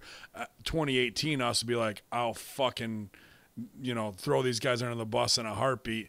90 whatever, spring break MTV, you can get away with fucking anything you want. Oh, yeah, Dan dude. Cortez's Yeah. fingering 11-year-olds or whatever. Much different climate. In the 90s, people still had their balls and they were able to talk. Now we can't say anything. No. I would not. I would respectfully disagree Yeah, on I the would say professional opposite. wrestling level of being. That's truly, you can't really have enough heat to get blacklisted from the business these days. But back I then, wasn't talking about wrestling. I was talking about the society in general. You can say Right. shit on TV and not get reprimanded, or you can, do something and not offend anybody because it was just the way life is. You know what I mean? As far as wrestling, yeah, you're right. Back then, you had to walk on a lot more eggshells than you have to do now, even though there were more options, but because they were also private companies. So they didn't have to report everything to the public and have disclosure to the public because of share prices. Vince McMahon could have done what he did, with whoever, and it's a scandal and get away with it because it's his company. Unless there's so much evidence behind the fact where they go to court and, I mean, look at the steroid trial. Case in point, whatever happened. But if that went down now, forget about it. Why do you think the wellness program is in place? You really think it's because of the people's well-being? No, it's because they have to protect their shareholders and they have to keep the stock price up. Yeah. well, That's it. I would say that Vince still does whatever the hell he wants because of the shareholders, which him and his family and Kevin Dunn own mostly all the shares of stock in WWE. If there really truly were shareholders like us, say we're 4 shareholders and we have a few thousand shares apiece, and there's a bunch of people at our level, we're on that conference call saying the ratings are lower than ever. Like if there was a legitimate voice of the shareholders outside of the family, do you guys agree that there would be an uproar right now? Even though the stock price is going up, you're thinking, my God, if the ratings were good, that means we get better ad revenue and we would actually be $90 a share instead of 60. It would be a completely different story. Do you agree, Papa? Agreed, 100%. Yeah, I can't fault that. The $1 trillion from Australia that Russo talked about is just like floating them right now. So yeah, hope for that. Moving He's on. still standing by that number, by the way. Yeah, he popped for it last night. Yeah. I wish I had his paydays. I also wish I had his correct address so I could send him Dippin' Donuts coffee in his neighborhood. Just keep sending it out. Just take it from anywhere from like 1,000 up to 10,000. Just put a note. Say, if you know Vince Russo, he's down the block. Yeah. Please drop this off to him. Yeah, it should only be 10 houses down. I was going to make such a shitty remark when he was talking about the address. He's like, why don't you just check the Twitter account? That troll account. Yeah, it's taken down. All right, the last one we're moving on to from this week before the mailbag is Fact Check from the Weekly Standard. Has another Clinton doctor with supposed Clinton connections mysteriously died. And actually, before I go into that, I'm going to go through a secondary site from whatdoesitmean.com. U.S. federal witness due to testify against Hillary Clinton for drug crimes killed in massive explosion. A highly disturbing new foreign intelligence service, SVR, reportedly circulating in the Kremlin today, says that U.S. federal government witness was due to testify this coming week before a grand jury in the expanding FBI probe into the Hillary Clinton and her Clinton Foundation was violently killed along with her husband in a massive explosion that completely obliterated their New Jersey home, and whose testimony centered on the notorious American-based pharmaceutical company who gave money to the Clinton Foundation in a bid to cover up their drug price gouging crimes. Pretty much, long and short of it, they raised the price of EpiPens 400%. And this lady was a nurse, retired, 72 years, who was on a board to discuss this kind of stuff as a professional. Here's a picture of the obliterated house. Yeah, man, there's nothing there. I mean, I've seen gas. Not even a trash compactor. Dude, it doesn't. Yeah, and now the gas explosion. But if it's gas explosion, does anything look burned there? Well, no. I'll be honest. That looks I have more seen, like there was the guy. Yeah, there was a guy who actually another. It was in South Jersey. 2 years ago, 2 or 3 years ago, whose house just randomly blew the fuck up, and it looked dead on like that. There was no burning. there was no black stain. It was just everywhere. Because that looks more like a tornado hit to me than that. So it's some type of massive explosion, rather. Also, EpiPen, wasn't that the Wu-Tang cat? The guy who bought the album? Yeah, Martin Skill or whatever. No, it wasn't. That was a cancer, an AIDS drug. I'm sorry, that was an AIDS drug. Martin okay. Shkreli. He's in jail now. Yeah, he got fucked for something. I think he's out now. But by the way, Wu-Tang's got the album this still has more debris than the Twin Towers. Yeah, right. Good point. On scale. I think I see a wallet on the floor. No, it's a passport.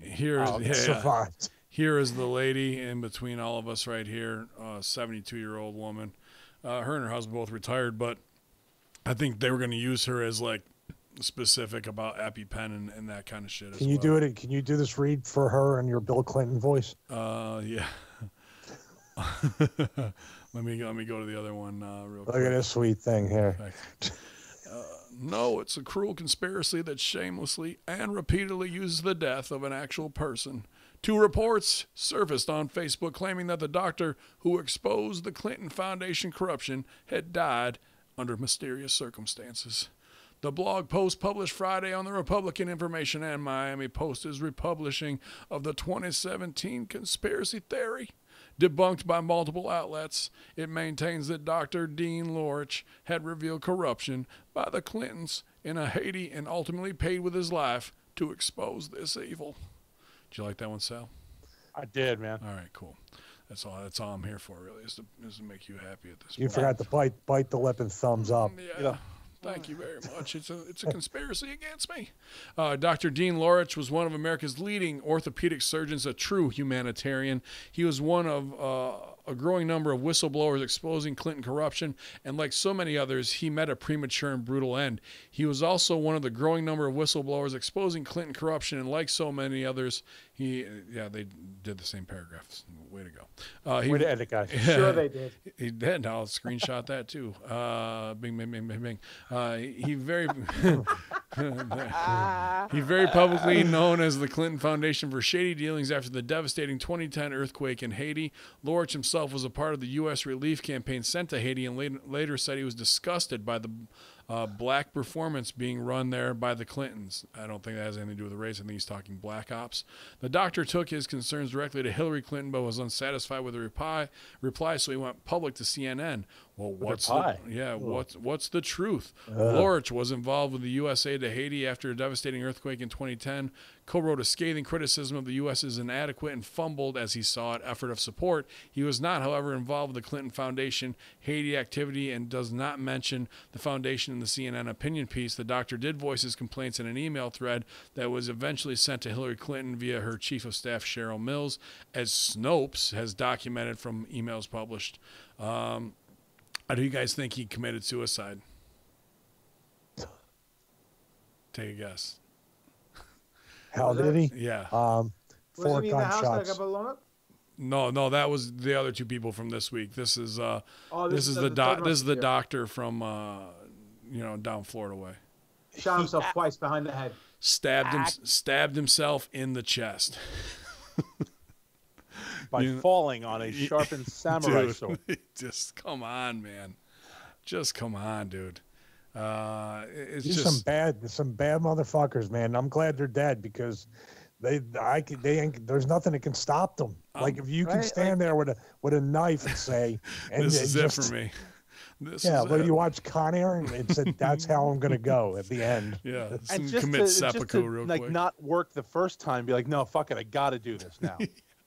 Well, like, he was a Artie doctor, Lang? so he wouldn't know where to stab himself. Fucking just like, come on, man. Just insane of like, they want to put over like, all right, so the death count's there, this explosion, and PolitiFact or Fact Checker and Snopes want to be like, no, not true. They're just using this, and it's a QAnon thing where they're trying to, dude, we're 1 degree of separation. Snopes has been exposed as a CIA front. Fact checker is Amazon-owned, huge Clinton backer of the machine, getting tax funds, $680 million, I believe, a year. But it's got a Washington Post label on it, so the fucking Nancy Browns aren't going to do anything. Anything that's on Snopes now, I think almost the exact opposite of how they try and dispel anything. And anybody who tries to step to you with like, oh, look at Snopes says otherwise. Look at Snopes, man. Look at Snopes. You know they're not in the class of the Horseman Posse, Hami and Army. They're just not anymore.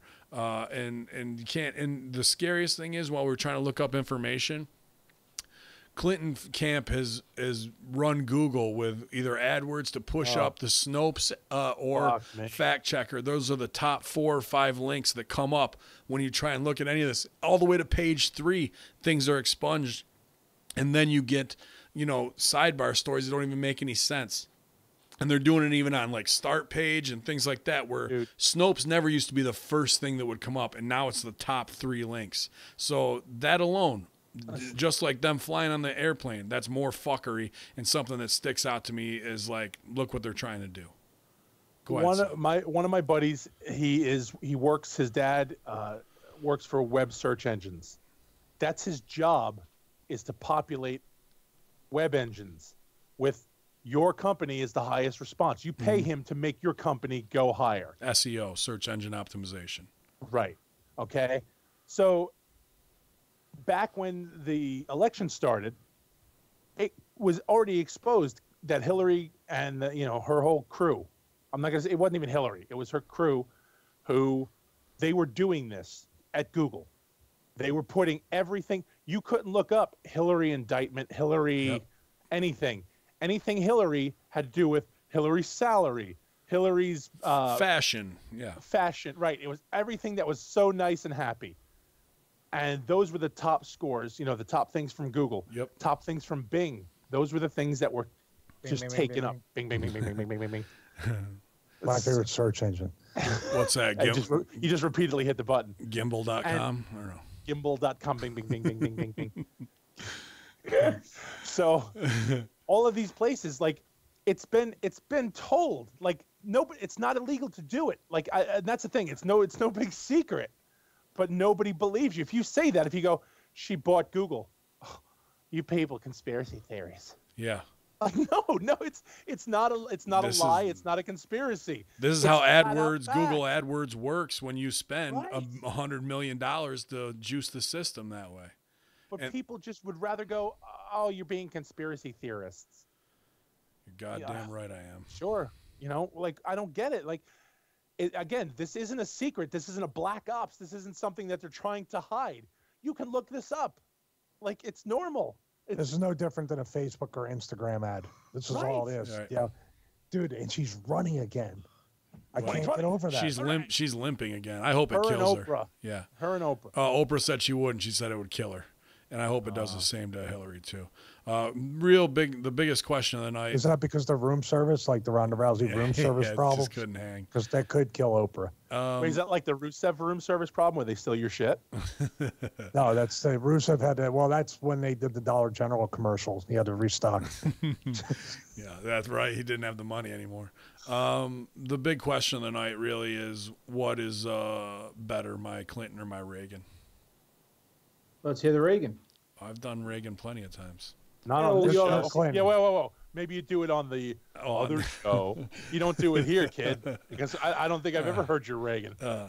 Well, how strange would it be if our planet was invaded from outside extraterrestrials and we all had to come together under one Space Force banner to destroy them all?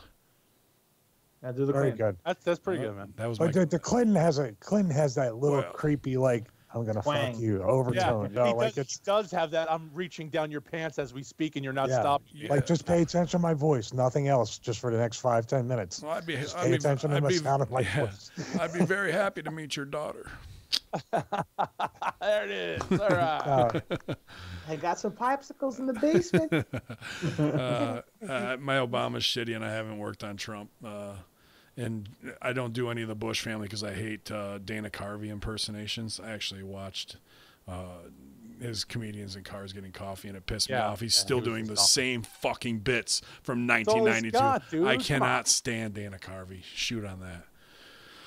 Still got a royalty check too. Yep, He that's messaged right. me and he said, he goes, I love Ben. Yeah, Allah. But actually, he was like, love Ben.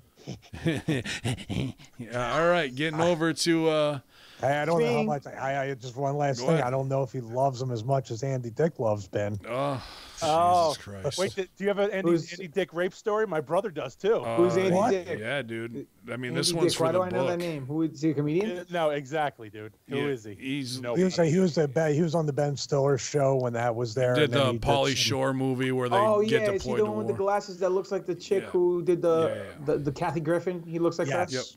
Okay. All Yeah, right. man, I got a crazy story about Andy Dick, no doubt about it. Tell us off the air if you don't want to drop. It's drop it's off. long. It's like a fucking 15-minute story. I was a talent handler, and Well, maybe crazy, maybe you crazy should story. tell it instead of reading a Hans email. Maybe we get more Dude, viewers. we got a lot of emails to get through here, and we're not Might gonna, not we're get not to going them to be able tonight. to. It's- No. All right. So thank you guys for Clinton Kill List part 2 or 3, really, as we've come back to it. He's going to take a leak. He made it that Fuck long. you. We're not doing emails. I'm out. I'm out. From Eddie Not doing a Cologne, it says, "Hey, Horseman, I've been in conspiracy theories for a while, but after listening to your podcast, I realized I don't know anything about conspiracy theories." Well, don't short yourself, bro. Thanks for the entertainment on your podcast and Russo podcast. Number 1, have any of you noticed that Google Chrome logo has 3 6s in it? Look closely because it's in there. I think we all have, bud. We've taken a look at all of them. And Gmail is the Freemason gimmick apron as well. Number 2, have any of you heard of the supposed 1,200 deaths going on in Qatar because of the 2022 World Cup? These deaths aren't only related to the World Cup stadiums, but also the city itself. They are building an airport, roads, a new sewage system, and about 20 skyscrapers. It's possible it can be more than 1,200 deaths. I know FIFA won't give a shit because they're all about the money, but then again, isn't everyone? I left a link to one of the articles I read. Ya Allah. I have heard about that, man, and it always takes me back to like some Panama Canal, Mount Rushmore shit, where you're gonna make massive structures. That's just the way it's gonna go. 1,200 does seem excessive, but you're right. FIFA don't give a shit. They're one of the most corrupt organizations in the world. And World Cup soccer, super hot right now. And a lot of teams that people thought would have gone far were knocked out early. And I think a lot of bookmakers were happy about that. I think there's a lot of side betting, and a lot of that's fixed. What do you guys think? The Olympics too. Olympics. The one event that was famous for that, if you look at the it wasn't a documentary, it was a movie, was the was it the Rumble in the Jungle? When they went down there, they were killing people under the stadium, and they were telling them, you got to stop doing this stuff. There was all this mass genocide going on before the Ali Foreman fight in the Rumble in the Jungle and in Zimbabwe, I think it was, right? Yep.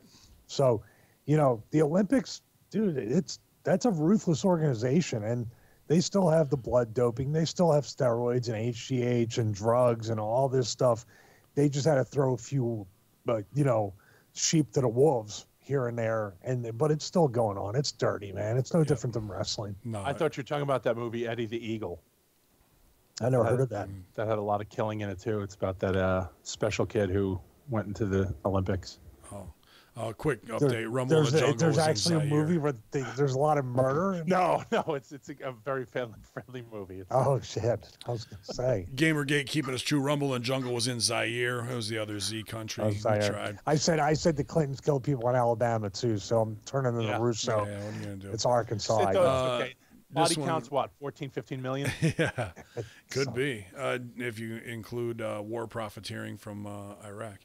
GGP flat Earth question from Mike Camiria. Hello, Horseman. I apologize in advance, Ben, for this lengthy email, but to quote a Mandela effect, someone's got some splaining to do. LOL. Thank you, everybody, for answering my flat Earth question a few weeks ago. My question this week is aimed at GGP because he seemed the most against the idea of the Earth being flat.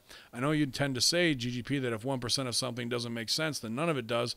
But this can be said about the arguments for flat or round Earth. So why go against your ethos for conspiracy and seemingly pick a side in dismissing flat Earth? I do not believe the Earth is flat or round. I am completely on the fence due to the opposing evidences is, but there are two things in particular that bother me in this debate. One is the curvature equation doesn't hold up during several experiments, so why has nobody just come out and said that the equation is incorrect, but the Earth is still round?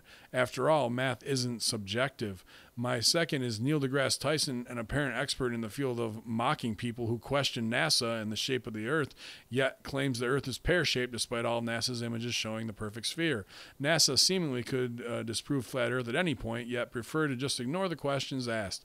Since you are a firm believer in the globe Earth, GGP, why do you think they won't just show an actual photo of or video of Earth or zoom in to show the gradient change from the curve and the end of the debate once and for all? Thank you, Horsemen. Much love. All right. Well, here's the first thing. We give NASA a ton of money. So if they come out and they get caught with, well, they always get caught with their hand in the cookie jar. But if they come out and they get put in the spotlight, put on the spot, and they show the world that they don't know what the fuck they're talking about, then there's going to be some backlash for the government giving them billions and billions of dollars year after year, and these guys are just wasting our tax-paying dollars. So that's number one. Number two, the reason why I don't believe the Earth is flat is numerous amount of reasons. One, if you look at the Sumerian texts, you know, and everything on the walls and in the clay tablets, they had a picture of all of the solar system with all the planets, and they were all round. Two, when we look in the sky and we see the moon and we see the sun, they're round. So if they're round and all the planets are allegedly round that we see as well, I'm pretty sure our planet would be round as well. Three, when we see an eclipse, why is there a curvature shadow against the moon from the planet Earth if the Earth was flat? So we might have some people who are on the show say, well, what if it's like a quarter and it's on its side? I severely doubt that. But again, do I dismiss flat Earth 100%? No. Do I lean towards more of the globe model? Yes. Now, if there is a way that we can prove that Earth is flat, you know what? We have the technology.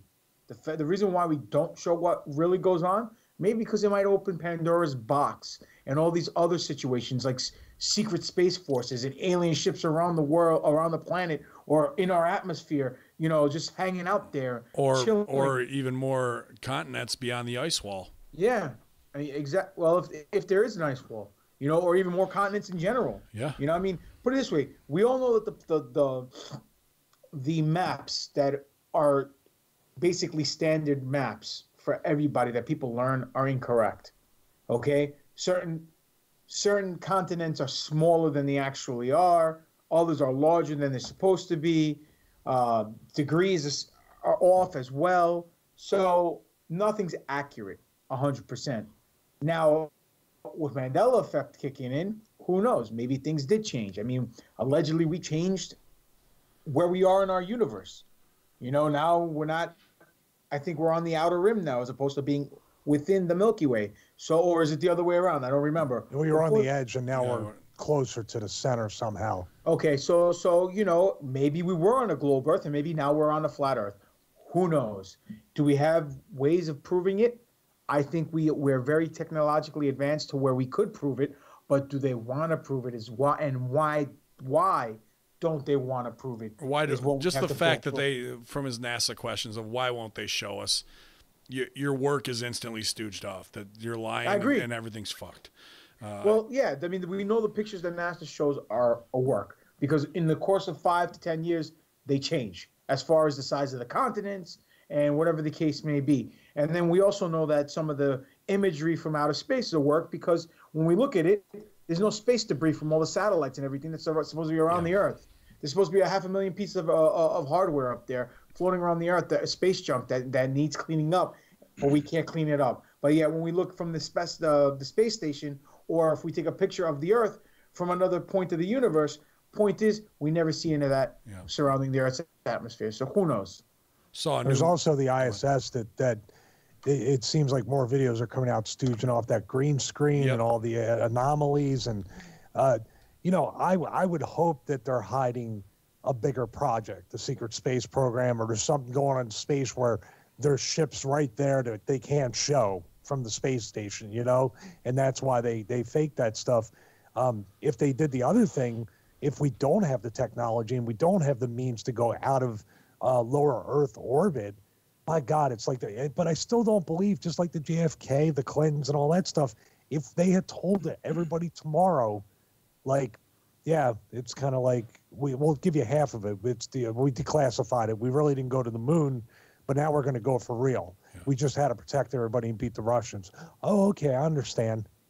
Do you guys think that's as easy as it will be? I think, because I think people don't really give a shit anymore. Yeah, no. I don't care. And the problem is, I think they harp on the fact that people used to care, and that it's going to break out into mass chaos, and cats are going to live with dogs and shit like that. Back when kids wanted to be fucking astronauts when they grew up, and being an astronaut meant you were a national hero. And, you know, you grow up, you could be just like this astronaut. You're on TV because you're a celebrity. Now nobody gives a fuck who the last guy who was up in space. Yeah. Right. So, one thing, too. I saw a new Mandela effect too while we were just talking about that. And because this one hit home with me. Smokey the Bear or Smokey Bear? Smokey the Bear. It's Smokey Bear now, not the anymore. And dude, my old man's Woodsman show. Every year, Smokey the Bear's there with a fucking big jar of matches. He's got his own booth, Smokey the Bear, and you guess how much, and you win a prize if you're close or whatever. At the end of the day, you win $100 or whatever. Only you can prevent forest fires. Yeah, dude. Now you look it up. It's Smokey Bear, not Smokey the Bear. Wow. Yep. Bullshit. I wish they would do a Mandela effect on the Bludgeon Brothers so that people don't mispronounce their names and just call them the Bludgeons. Yeah, the tongue twister. Bludgeon. They posthumously. I did, dude. The whole thing with NASA and everything. I want the secret space program to be real. I want Corey Good and everybody on Guy to be right and to have accurate information and the stories to be true. But man, you can't hide now what seems 100% of footage, information, telemetry data, which is never going to be recovered as we go on. And this is basically more computing power that I'm showing. This is an iPhone here. This has more computing power. The first generation had more computing power than what got us to the moon. But now the technology is too difficult and too hard to recreate to go back to the moon. It's fucking, dude, it doesn't make any, and nobody sits there and goes, wait a minute, I'm looking at this on this iPhone. I tell this to people all the time, Stevie, you know, and I use you as an example. You posted a picture with the mathematical equation on how fast a spaceship needs to travel in order to get out of the Earth's atmosphere, right? And that was off NASA's website.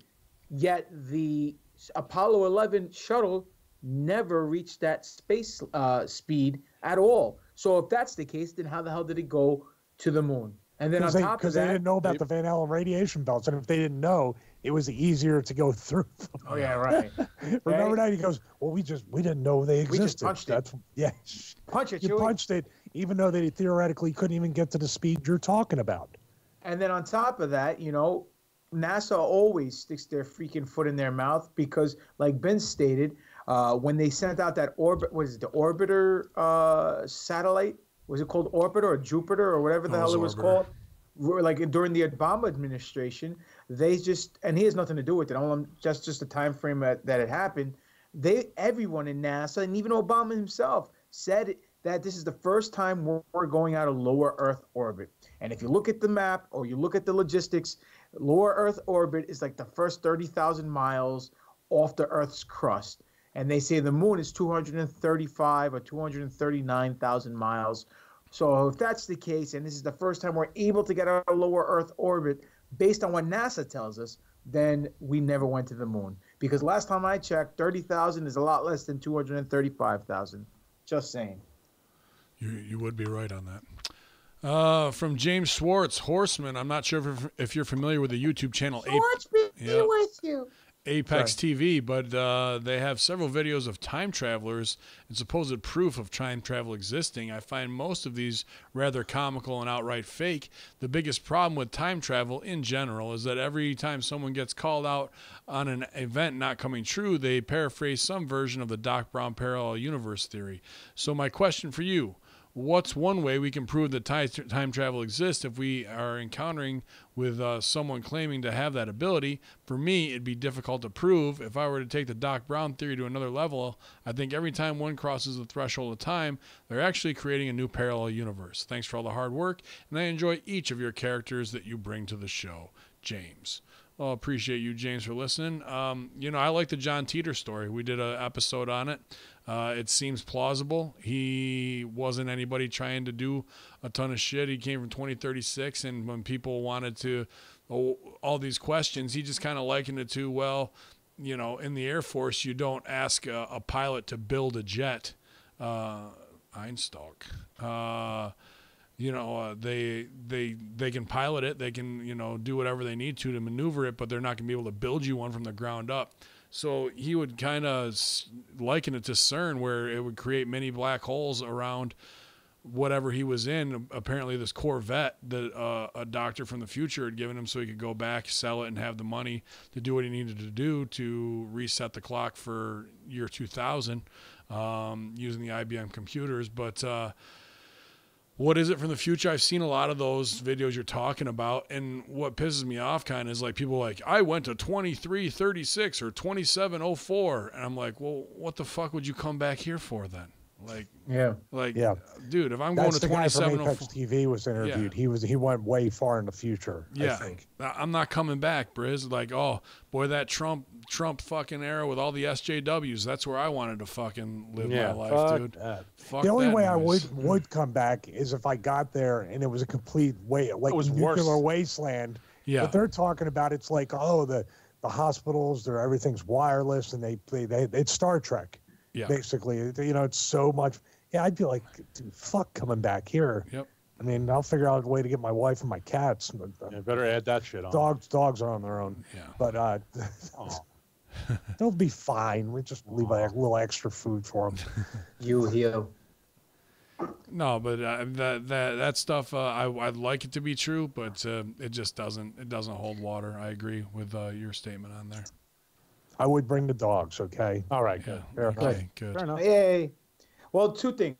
One, as far as the string theory goes, where all the universe are parallel to each other and they sit on top of each other, and if we decide to jump back, forward in time, that you're not actually landing in the same actual universe that you left, that can be true because we can't prove it to be false. Now, if you go to the year 3629 and it's a freaking utopia and it's peaceful and everyone's happy and there's no racism and there's no money and there's no hate, why the fuck would you come back? The only reason I would come back is I'd get a freaking almanac or an encyclopedia book or something to that extent. Pull a Biff. Oh, I would biff it the fuck up. And I'd go, or if I could, I would go back to the freaking 80s and, you know what I'm saying? Go wrestle in the territory days and go work everywhere. Get yourself over. Dude, what the fuck is wrong with you? Dude, you're just you're here to enlighten the masses, and you're going hundreds of years into the future to an enlightened period with no war, racism, or anything. You're gonna pick up fucking Sports Illustrated almanac and come back here to make money's not even like a factor probably 300 years in the future, and then you're gonna fucking work the territories. No, I said let's I just said go if back. I went back and not you're forward. gonna be right in the middle of the Ring Boy scandal. Let's just go over what I said earlier. Do you think these guys get off on being super rich and carrying their own bags through fucking the Port Authority? No, they don't do that. You have a time machine. You would go back to the 80s and work the territories making $25 a night. He was talking two different separate things. If he could So go backwards, perfectly- it was two different Waste stories. of a perfectly good time machine. What the fuck, man? And you know what? In the 80s, $25 was a lot of money. Okay? Now, On So, top so of that, no. I'm not top gonna of let that, you go. on I'm top not of gonna let you that, go on this. No, on no, no, top of that, I would no. invest in something Because called there's a little known disease Yahoo. called AIDS that started in the '80s too that you could probably stop. But you're gonna go to the fucking Fuck that. sportatorium or I'll the be honest, bro. AIDS would be the last thing I'd look to cure because nobody cares anymore about that either. And who really gets that now? Well, That's I'm just right. saying, Magic Johnson, but he's the world's biggest AIDS patient. Right. But no, I'm talking about in the '80s. It was kind of a big deal. But Eh. you want to turn heel and Lawler Not and for run me. the front of territory for 3 months. Come on, you knew once I came out of your mouth, you're like, oh. Armand in the chat room. Pop would go back and marry Steph before Triple H. There you go. Absolutely. I would encourage that because I was in the company at that time. And I'd bury you. Be like, you know that Stevie guy? Bury you. As it came across the desk, as Papa Don was just telling, honey, I think I'm going to take the kids out to. Who's this fella? Stevie Rich? Nah. Book recommendation and the X-Files from Clayton Carroll IV.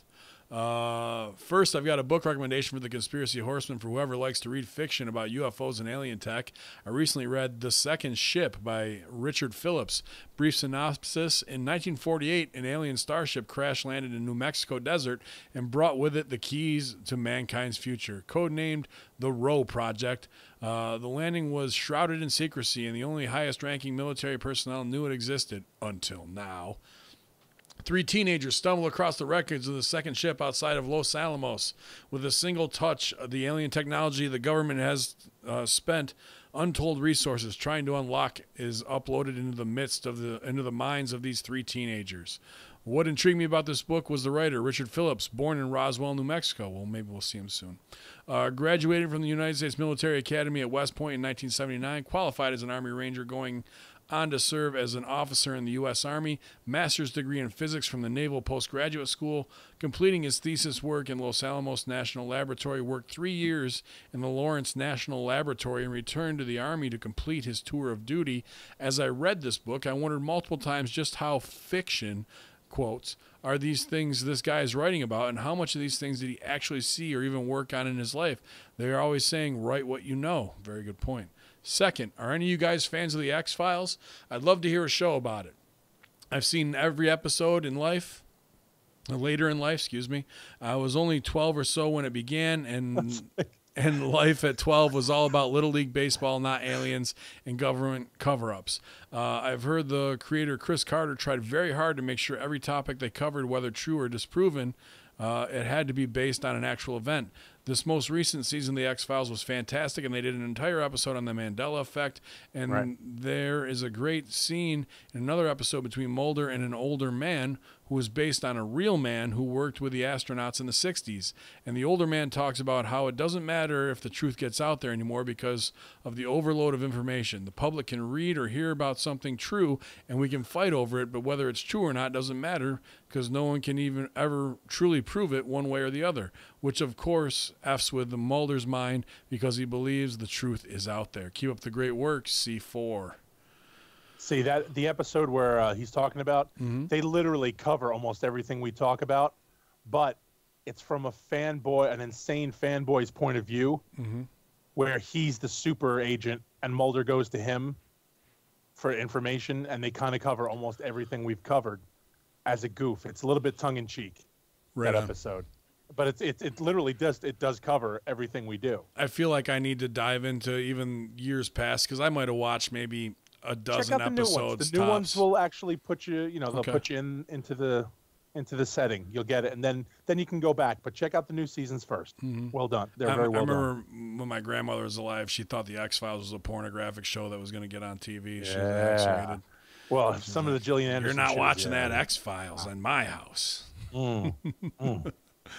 Another book, one from Adalberto Garcia. Morning, gents. I don't know if this has ever been done, but can you guys do a review of William Cooper's Behold the Pale Horse? The first time I read this book was back in '93, 2 years before I graduated high school and joined the Marine Corps. Semper Fi. Growing up in the hood, you already mistrusted the government, but this book took it to a whole new level. Keep up the dope work, guys. Stay righteous and enlightened. Alberto Garcia. You too, brother. I kind of did a little bit of it on one show, not much. I read it actually during this last hunting season in the woods while I wasn't shooting anything. It definitely messes with your head, man. It feels like a complete stooge report all the way through, and especially all of the strange mishaps that this guy had being run off the road, and put out there, from the USOs to the MK Ultra mind control techniques that he talks about. Very real in everything that we've covered so far. What's it called? Behold the Pale Horse, William Cooper. Oh, gotcha. Very, very, very intense book. Very cool. Kind of the godfather of all conspiracies. Yeah. Like, he was the original Art Bell. Yep. Like with a gun. and the military career to back it up. Go ahead. Yeah. Going back to the moon landing stuff, if you go to YouTube, he goes, I mean, the way these guys like him, Art Bell, George Norrie, not so much Alex Jones, but the way they can deliver content on a one-man radio show for 3 hours is something that, like, just amazing. But look up Bill Cooper moon landing. He breaks all that down piece by piece, and he goes on for like probably 45 minutes about it. Yeah. And just straight up facts, not even like I'm talking about just plain spoken type stuff, but also very scientific. And if you haven't questioned it before, that'll make you question it. And if you question it, that'll kind of seal the deal for you, in my opinion. Absolutely. And that pacing, that 3 hours, I mean, we've pulled some long shows here, but to do that triple Ironman by yourself, that's some skill, man. No doubt about it.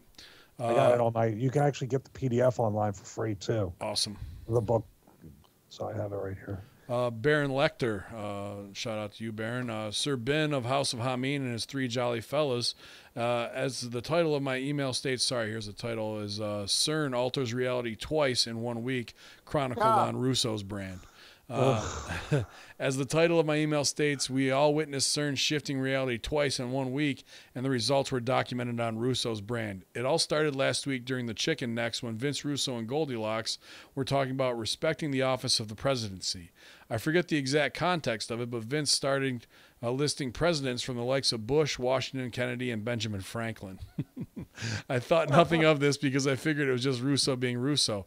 Now fast forward to last week's July 4th episode of the Conspiracy Horsemen. After reading the articles about the 8 Declaration of Independence prequel presidents, Ben made mention that John Hancock was one of the only household names along the lines, I forgot the exact list, Washington, Kennedy, Adams, Jefferson, and Ben Franklin.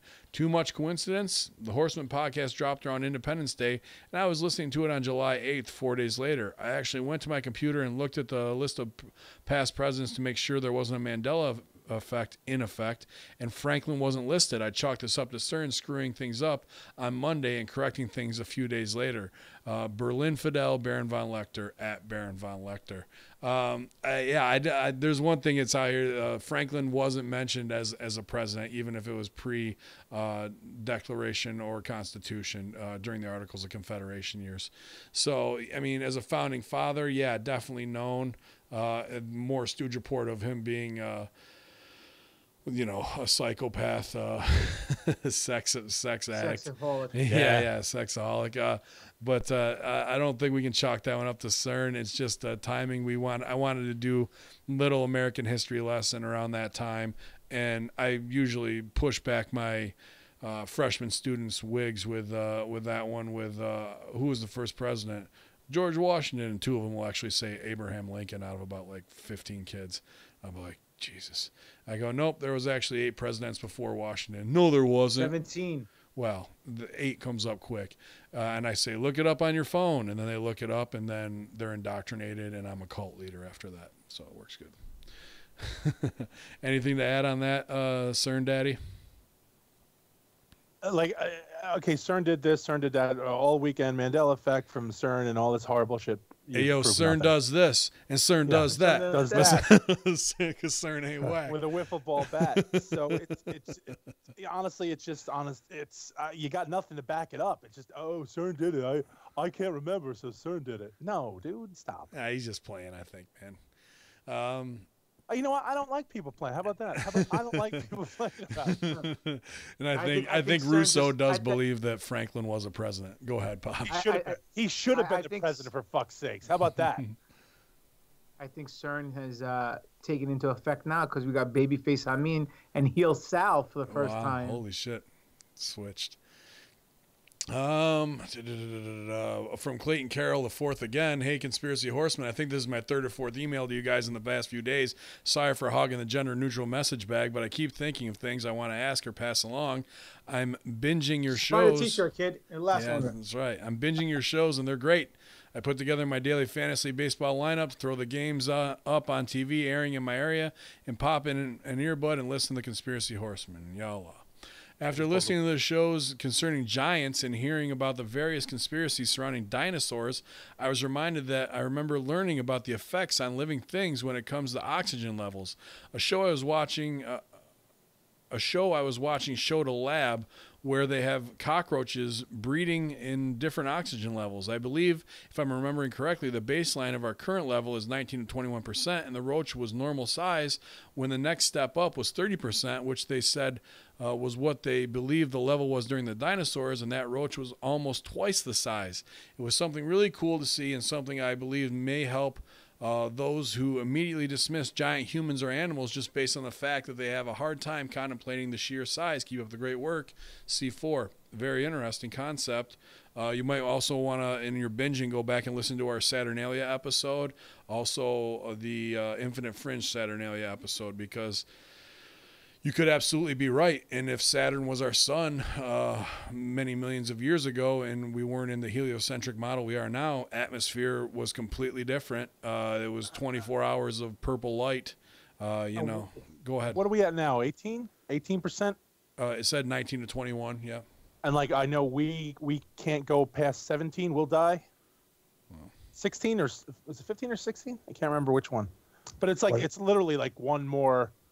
18. I think it's 18. But like I thought we were at like 19, 20. But if we go to 18 or 17, we'll die. But everything else will still kind of move on. That's what depletes the oxygen level to that percentage. Well, that's the thing. Like it started out, it was up at the 35, 36% back in the day when nothing existed because dinosaurs weren't there.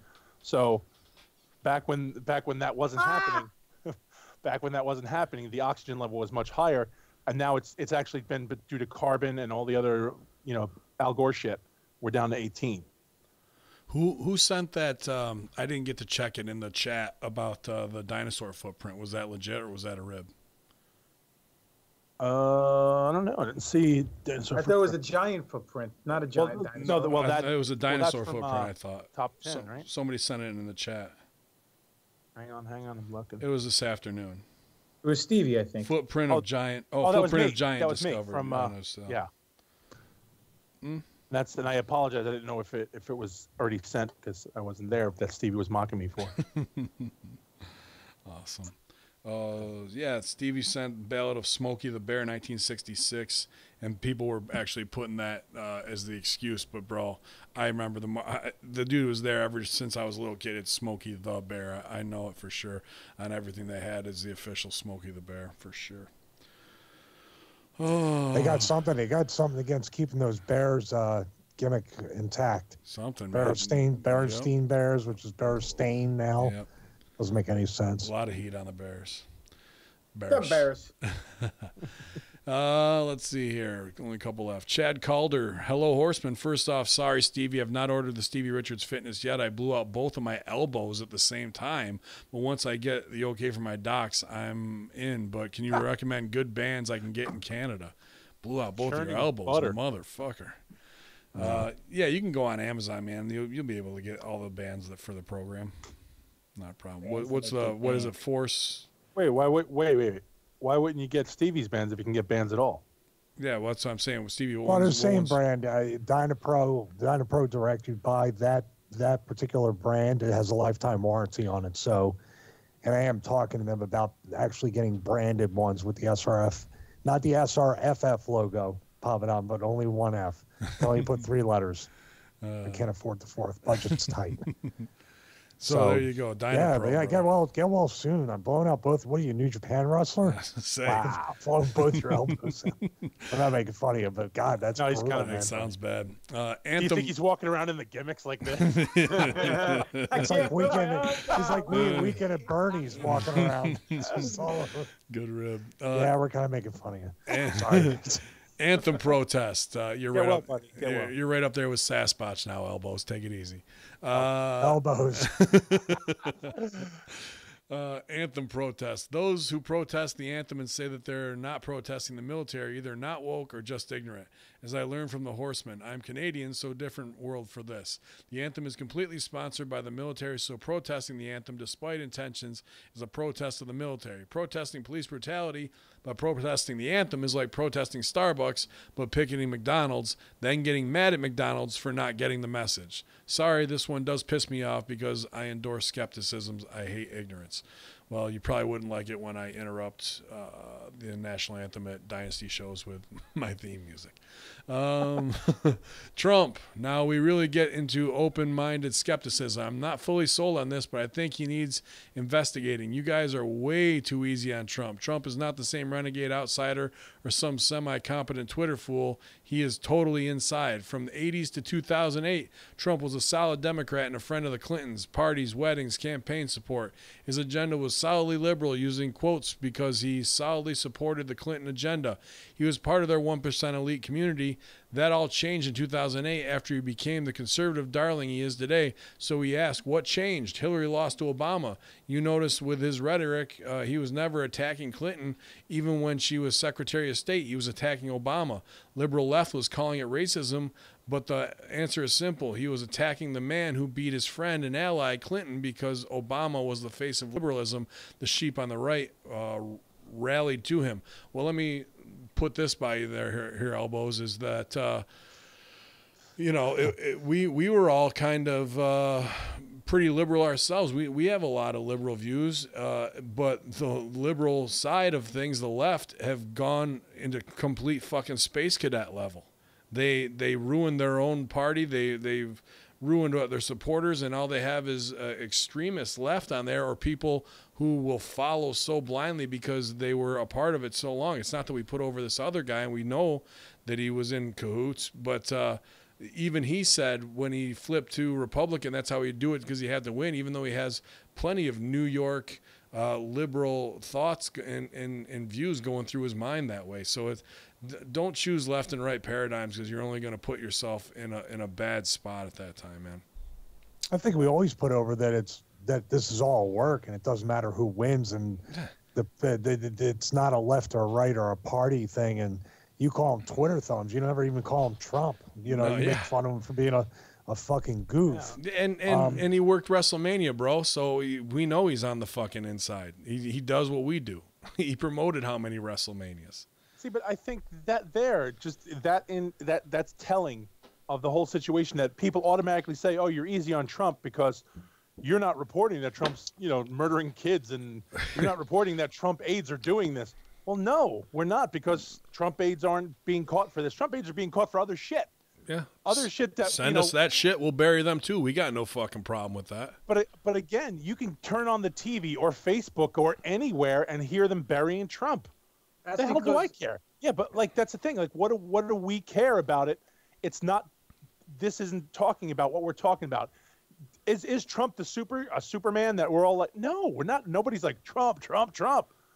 It has nothing to do with that. It's the fact that she's pulling all this other shit that's getting exposed now, and nobody else is, and everybody's ignoring it. The fact that they're ignoring it is what makes it worthy for us to look at.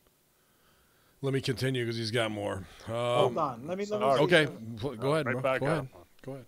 Fuck elbows. Anyhow. I'm trying to be fucking.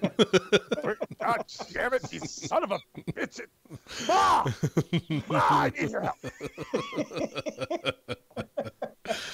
Listen, man. We said this a million times. The media is controlled by corporations. and their agenda is on the left. Now, in my opinion, if you're on the left, far left, you have a problem. If you're on the right and you're on the far right, you have a problem because you're just closed-minded and you're thinking with the horse blinders on, and whichever side of the fence you want to lean on, doesn't matter. You have to be open-minded and you have to be able to make a rational decision and see things from all angles and all sides. Now, as far as Twitter thumbs goes, he is the president of the United States, and you should show him some level of respect. I personally don't like the guy as a person. I mean, I don't know him. Do I think he's acting very presidential when he's going on Twitter, dropping all these stupid tweets? No. But at the same time, he is doing a better job than Obama did. Now, in my opinion, the guy could, be a little bit more classy. But at the same time, he's a media whore who likes the attention. So, with that being said, here I'm going to leave you with a little bit of insight. What's the difference between a puppy and a liberal? A puppy stops whining when it grows up. That's the difference, all right? Freaking liberals, far left liberals, all they do is complain and complain and complain and throw freaking tantrums. And that's it. Just like the guy that Stevie showed us today. What was his name? The confrontational guy, the comedian? Oh, Steven Crowder. That was awesome. That guy's Dude, tremendous. I became a fan off that one video. I watched another one afterwards. Yep. I mean, it's ridiculous the way these people think, and they just act like grown babies. You know what I mean? They don't act like civilized adults, and they think because you don't think like them that they can use slander and they can use violence and they can just basically try to pressure you into becoming a mindless sheep like these people. But the right do the same thing, but they put a twist on it and they do it their own way. So it is what it is. Just be open-minded and just go ahead, Stevie. No, you go ahead. I'm waiting for you to finish. I was just signaling Ben. Yeah, go ahead. I was going to say, the essence of what's wrong is you have nobody but nobody to bing, bing, bing, bing. You have nobody. I short circuited there for a second. The fucking autonomous robot went off the air. Yeah. Trump's a better worker. I mean, if you look at the example right here, and then I'll go to the Crowder one. They had a statement drawn up already before the nominee for the Supreme Court was even made, and that was leaked with the X's on the name. So they were ready to protest, not even knowing who Trump was going to pick.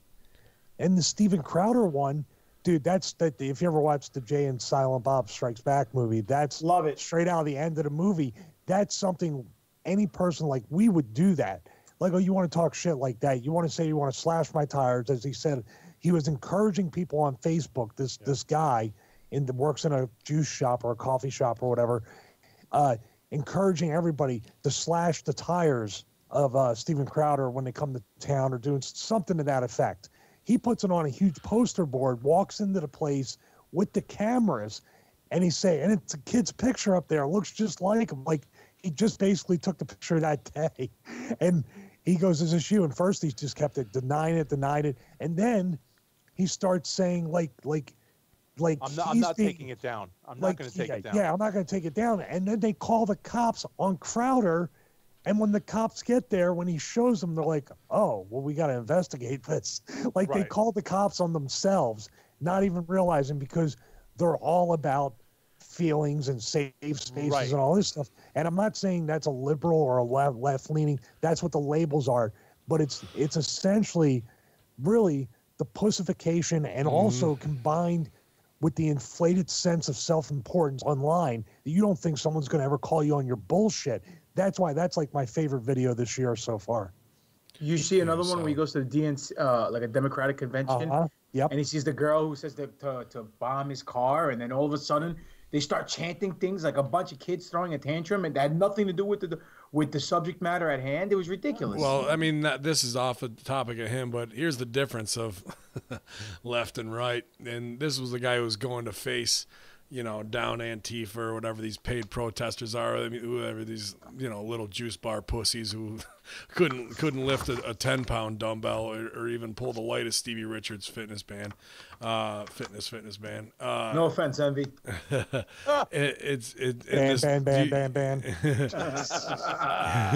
You saw that dude get knocked out. Alex Jones had him on. Like they're battling with him in the street, and the dude from Antifa has one of those whip out batons, and he like takes a swing at him, and the dude just puts up his elbow. He might have blown his elbow out there doing it, but he blocks it, and then he just comes with a right cross and nasty punch, sleeps the fucking guy. Like, you could tell the guy's never taken a punch in his life ever, just legs locked and down. Yeah. And then the woman tries to run up on him, and he just like bows up quick and backs off. But like, that's who you're dealing with. You're dealing with keyboard tough guys who want to push a insane left agenda, firebomb people and shit like that. You know what I mean?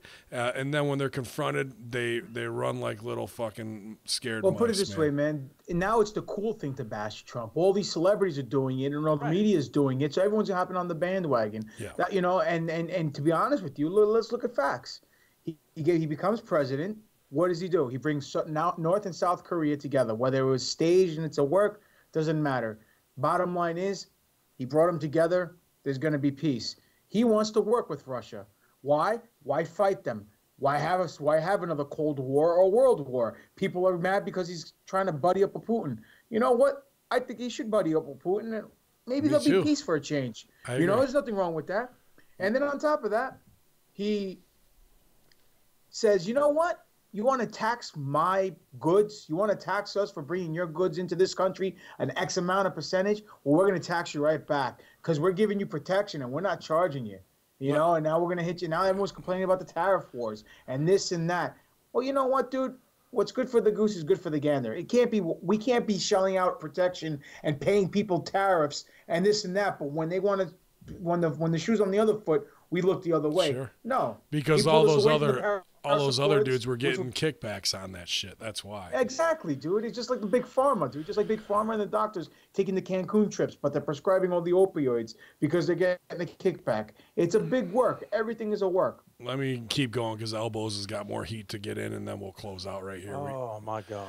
Move forward to his presidential run. One of the reasons he secured the Republican nomination is the constant barrage of attacks from the liberal media.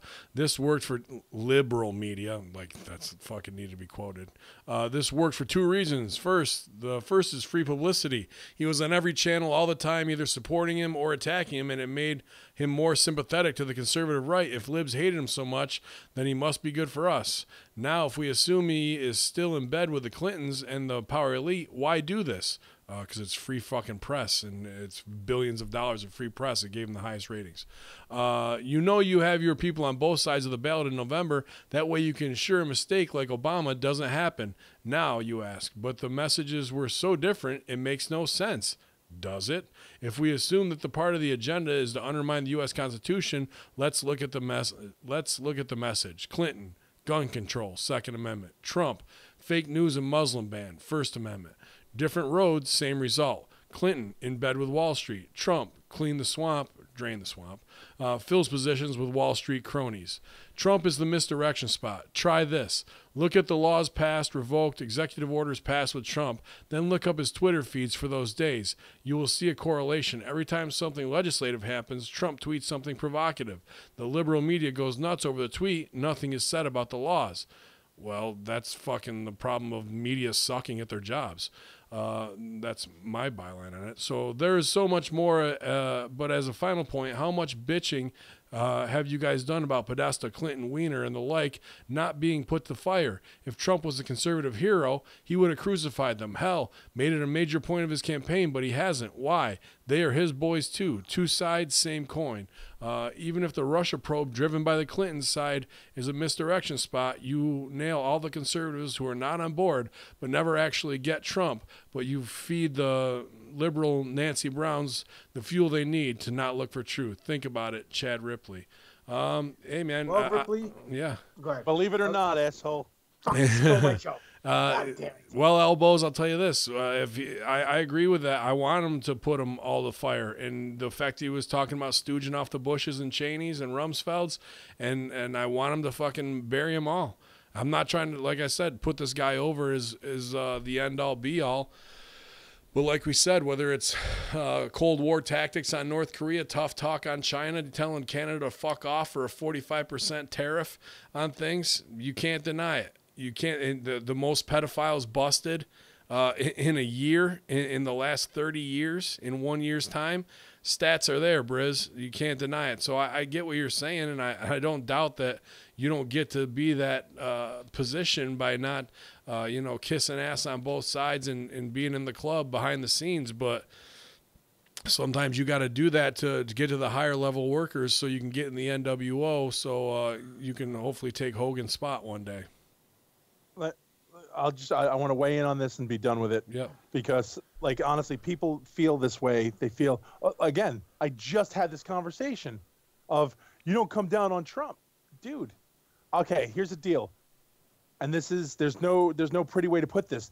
The enemy of my enemy is my friend. Yeah, Sun Tzu. Okay.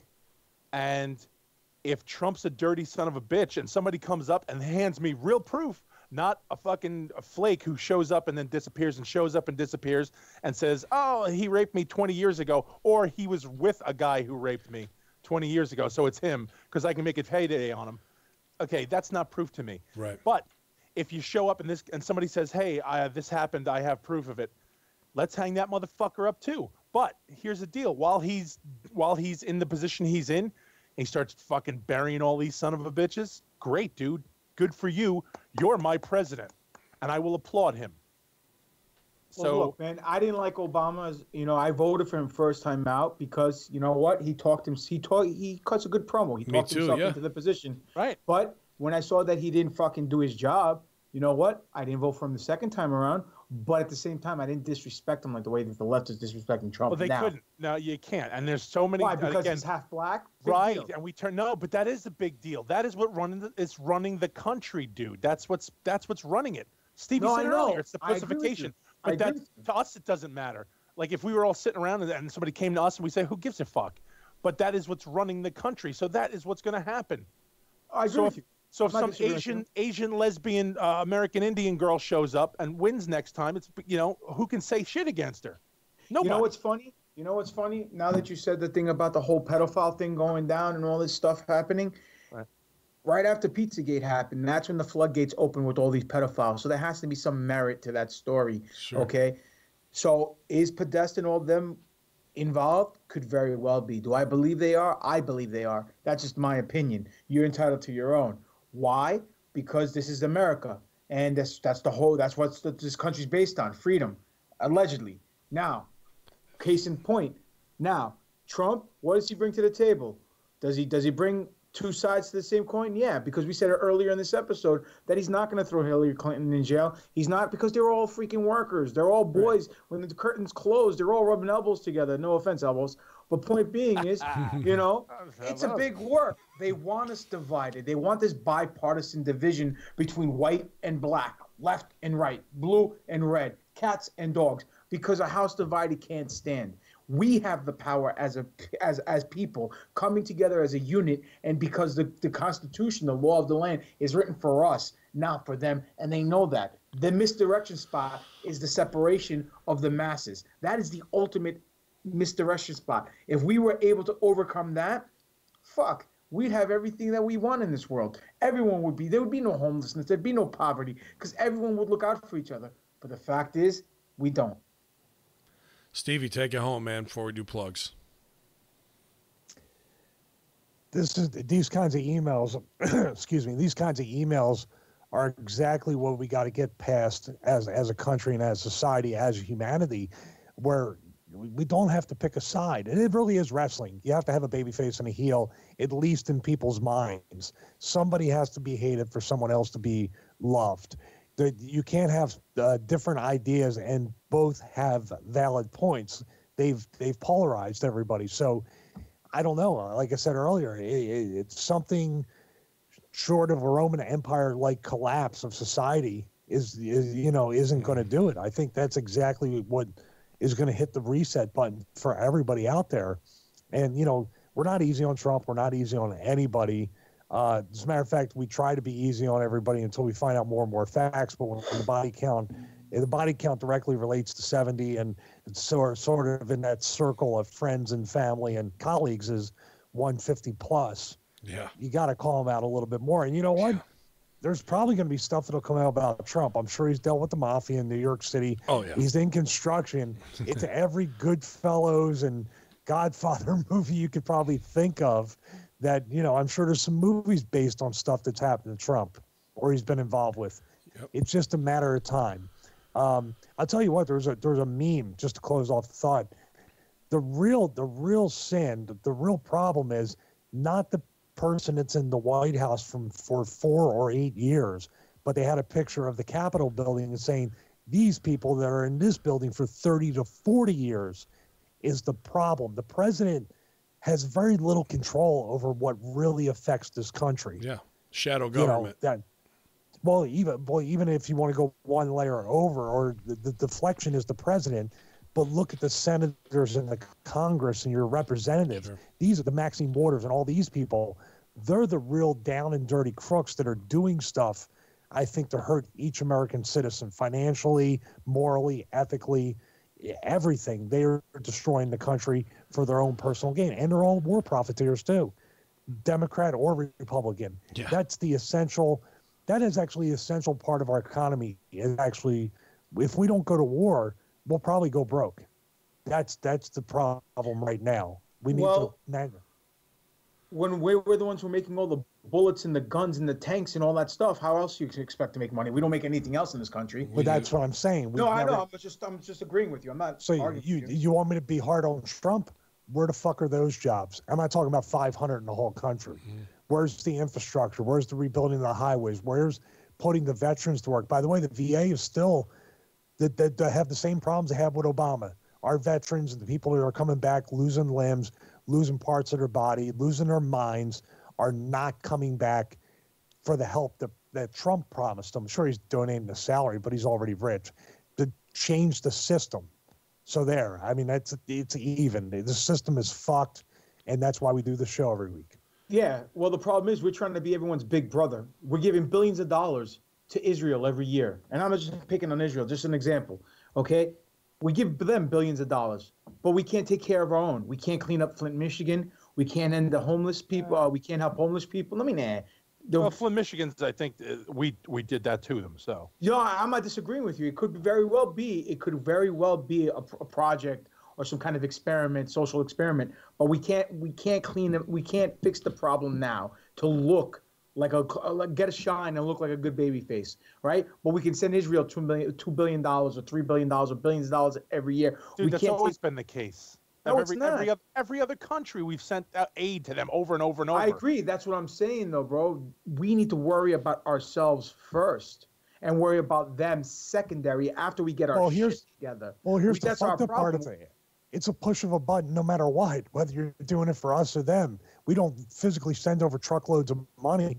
We hit a button, the money's printed in, it's transferred. We could do that with Flint. $55 million fixed the whole problem. Yeah. Absolutely. And we can take care of our veterans a lot better here, and we can take care of free college, and we can take care of the healthcare problem. But no, we're too worried about what's going on in the Middle East, whether it's a Stargate or a Bigfoot, or we're trying to take the oil, or we're trying to take the opioids or the poppy seed fields, whatever the case may be. We have our hands in too many cookie jars. And unfortunately, what's in our cookie jar right now is basically getting decrepit and moldy and smells like shit. So basically, it's turning into Chris Envy. But point being is, we need to focus on ourselves first and take care of our own. The best scenario I can give anyone out there who's listening, who's watching, is this. If you are in a scenario where you can only save one person, and it's someone you know and love from your family or your friends or a complete stranger, who are you going to save first? Obviously, everyone's going to say my family member or my best friend or wherever the person that I know before a stranger. Why? Because people take care of their own. Maybe it's the tribalism within us. Who knows? But the fact is, we are so stretched out and thinned out in this world, trying to be everyone's big brother, to the point that we can't even see the problem that's in front of our noses right now. And that problem that's in front of us to make this country even better can be taken care just like that. Do you think Israel sends us money when we need aid? Do you think Israel's sending water bottles to Flint, Michigan? No. When there's a drought in California, do you think some kind of Middle Eastern country is going to come and help out? Absolutely not. So why do we have to stick our nose out for them? For what? For what apparent reason? because we're the United States and we have a lot of bravado. Who cares? Let's worry about it. Worked in the 50s and it worked in the 60s to be everyone because we had industrialization here. We made stuff here. We were able to capitalize on making products and making money. Now all we have to do to make money is war, because that's all we are. We're a war profiteering country. If it wasn't for war, we'd be up Schitt's Creek. Y'all law infidels, it's war on all of you morons with your small minds, so open it up to the Clinton kill list. Let's do some plugs, guys. Good shoots all the way around tonight. Stevie, what's going down? Well, we got the 12-week resistance band training program. I put up a testimonial, and I'll probably put it up at intervals to inspire everybody, because it sure as hell inspires me.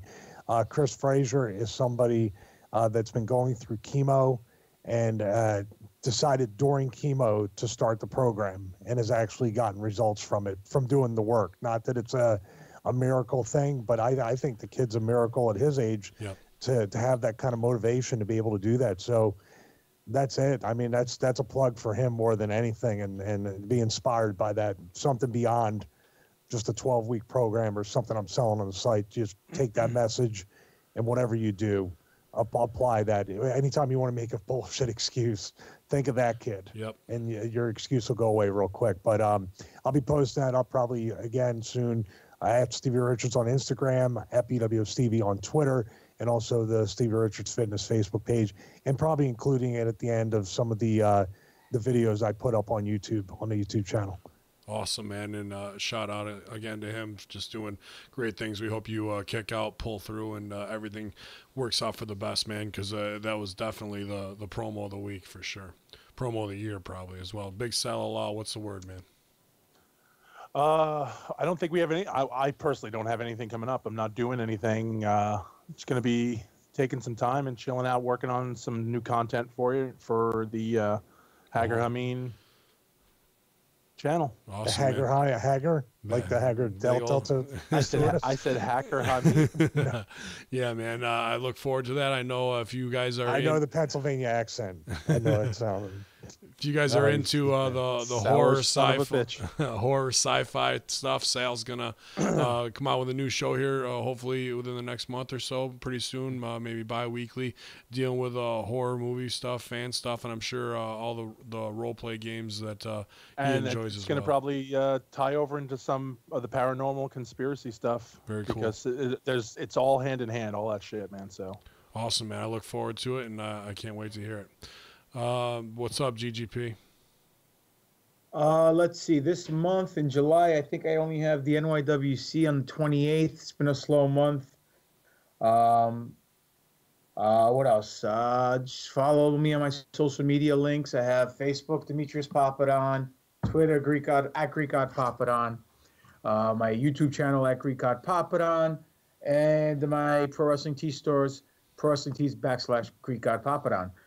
Does Dynasty have an event this month? 28th, I think they are doing something, but I'm booked elsewhere. There's an all-girls show in August, and then September, I think we're back. All right, so whatever. We'll see we'll see where we're at. I know I got some things lined up in September that came into fruition this week. So I'll be in Cali and Florida in September. So I'm looking forward to that. Y'all, guys, I'll be at UPW in Rochester this weekend for Red, White, and Bruised, Upstate Pro Wrestling. I think that were Pineapple Jacks for that. And then the 22nd, I return to Crossfire Wrestling to take on who do I got? Well, I'm with Congo Kong. I'll tell you that much right now.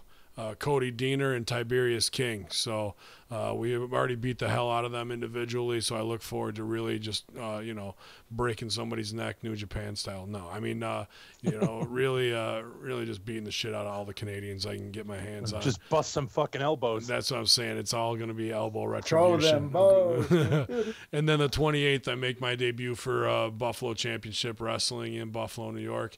And I actually may double shot that day and do a quick thing over in Fort Erie as well for Border City or Border Town Wrestling as well. So Hustler Hameen, y'all. infidels. So that was the 22nd with Crossfire across the border elbows. So come out, bring your cast out. I'll sign it for you. It'll be a good time all the way around. And then the never-ending war against Dick Justice at Buffalo Championship Wrestling on the 28th, infidels.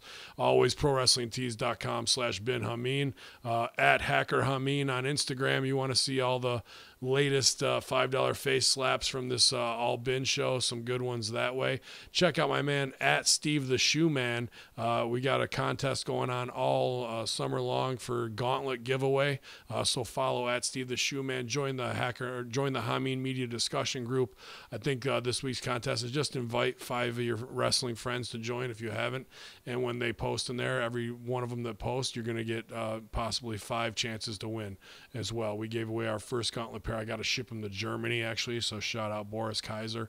But I got some really, really cool gauntlets to give away from at Steve the Shoe Man, and that'll be the next one. So if you want to follow them and take a screenshot and post that, I'll enter you in the new one already, you guys.